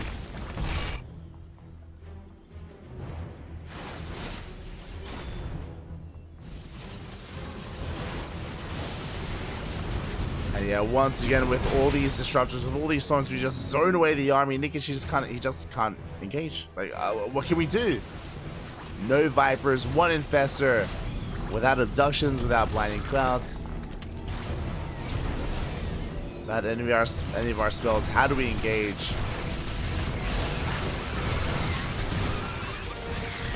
We do see Nikic just rotating around, trying to keep his base. Once again, the hatchery goes down. Oh my god. No shot. Can we go for the Hive? Can we get it again?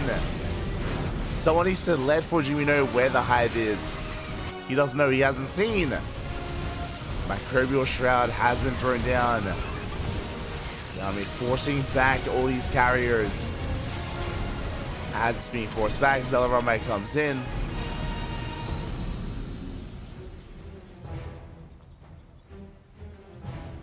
Does ready to push in. Meanwhile, every single Hydra did turn back around. 7 drones fell. But I mean, hey, the Hive is still alive. Still up. We're getting there.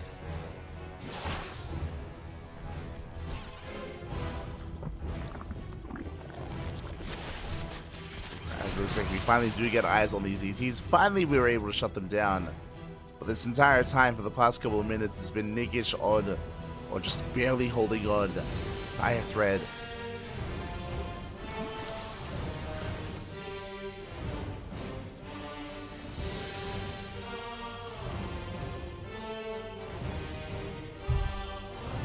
Has been barely holding on.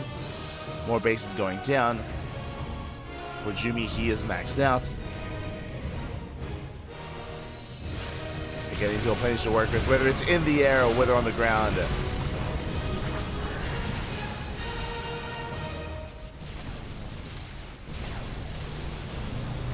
And there we go. We're just going to be bleeding out units here. For Jimmy taking another forward base here in the face of his opponent, of Nikic. It's a good amount of these, a good amount of Ultras. Nerva's got big connections here on the Hydras. And yeah, there's just nothing left. The Sky Toss, it's getting out of hand. It's getting out of control. GG gets called. Congratulations. As for Jimmy, he has done it. He will be qualifying for EPT Spring, the ESL Masters Europe region. GG.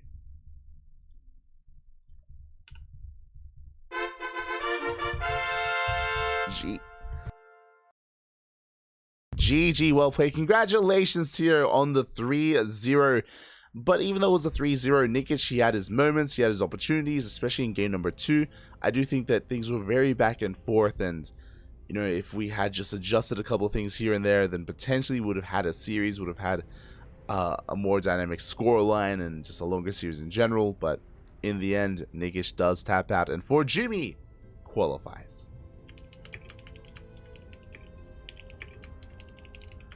GG, well played.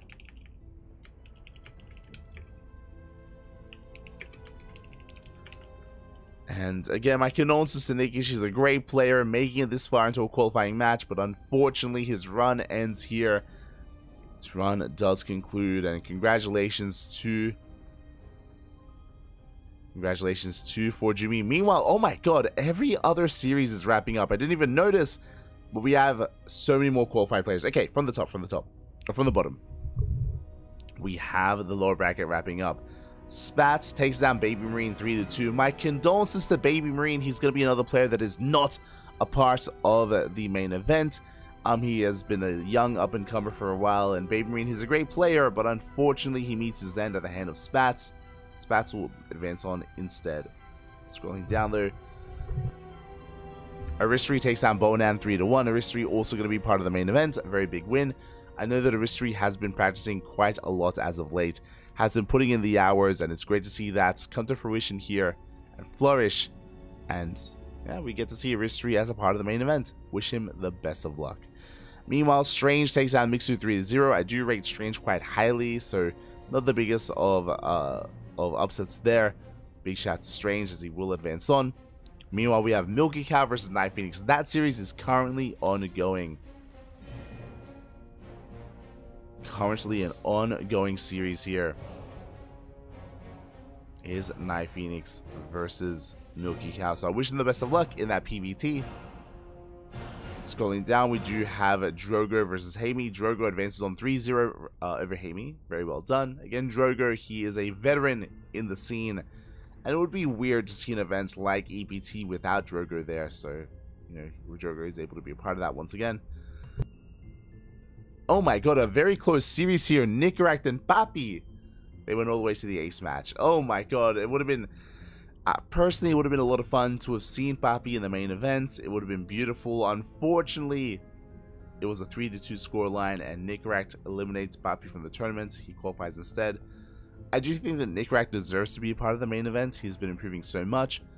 I just stand by saying that I wish both of them made it through. Both Nicaract and Papi. A shame it could only be one. Scrolling down towards the bottom, we have our series, of course, for Jimmy to take down Nikic 3-0. We also have Geralt taking down R 3-1 as well.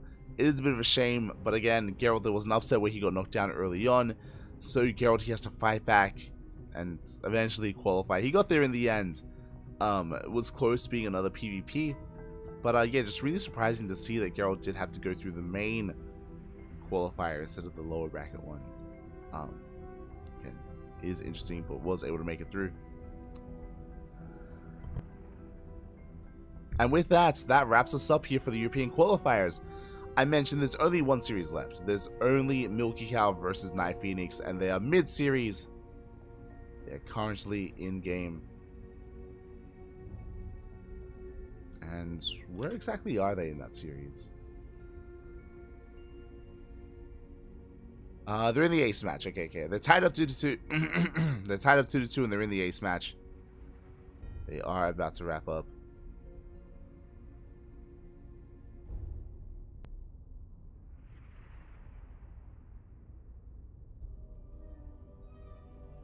And yeah, with that, that does mean that we are going to be done for now. When is the next broadcast? When is the Americas Regionals or the Americas Qualifier? It is going to be in an hour and 37 minutes. Thank God. Oh, almost 2 hours. Almost 2 hours. Which means we're going to be bringing the stream down. And we're going to be going on a 2-hour break. I'm going to take them to shower. I'm going to shower with the help of the water. Hopefully we wake up. We're able to wake up in time for that. Technically, I could try to nap. I could try to nap for like 20 minutes. tempting. I'm worried. I'm worried if I try to nap here for the Americas qualifier, I'm worried that I won't wake up. I'm worried that I'm just going to be knocked out. So I think we're going to try and pull the all-nighter. And the Americas qualifier, I'll be honest, I haven't even looked at the bracket. Let's have a look. Let us have a look here at the Americas qualifier bracket, because we have some Ducklings. We have some Ducklings that are going to be a part of it. Let's quickly check here. We have 3 Ducklings. We have Ryu, we have Eric, and we have Dolan. 2 Zerg players and 1 Terran. The Ducklings will be a part of this. And what are the matchups? Okay, we have Future versus Apple Juice. Future's going to be the clear favorite there. We have Riser versus Maples in a PvP. Scrolling down.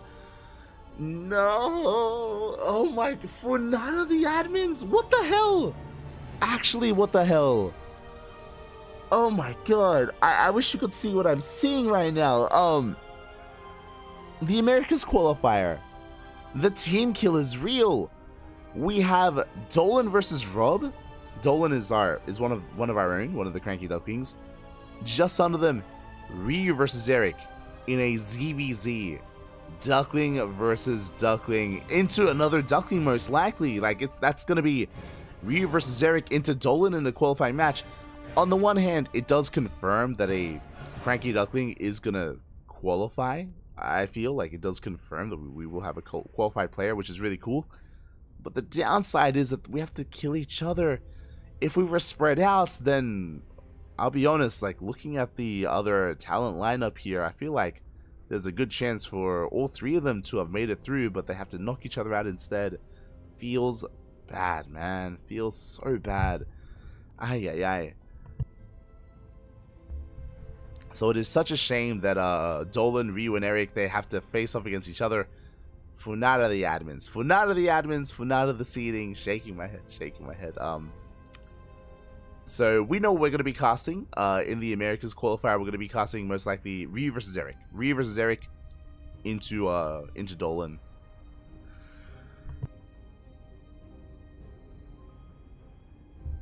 That is going to be what we're covering. Scrolling down, there's going to be Nina versus Pili Pili, Chaos Fate versus Foxer, M Canning versus Epic, and Volt versus Masa. So yeah, we know what we're casting. Yeah, it's going to be Ryu and Eric. Is going to be what we are casting in just under 2 hours, in like an hour and a half.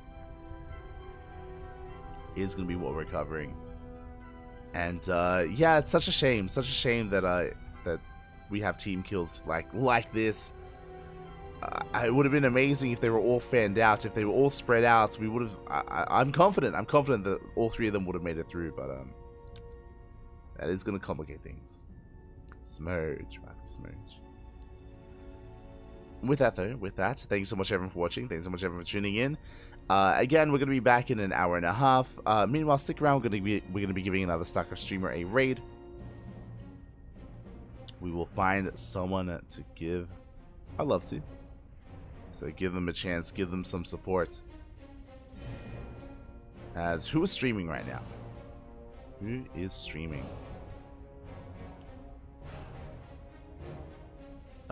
We have Dave Tessa streaming. We have Triggers playing Osu. Este Trigger. Smile is laddering. Let's go. Tempted to raid Smile. But Dave dropped by earlier, so we might want to... I'm going to send the people over to old mate Dave. SE2 Fool. Let's go.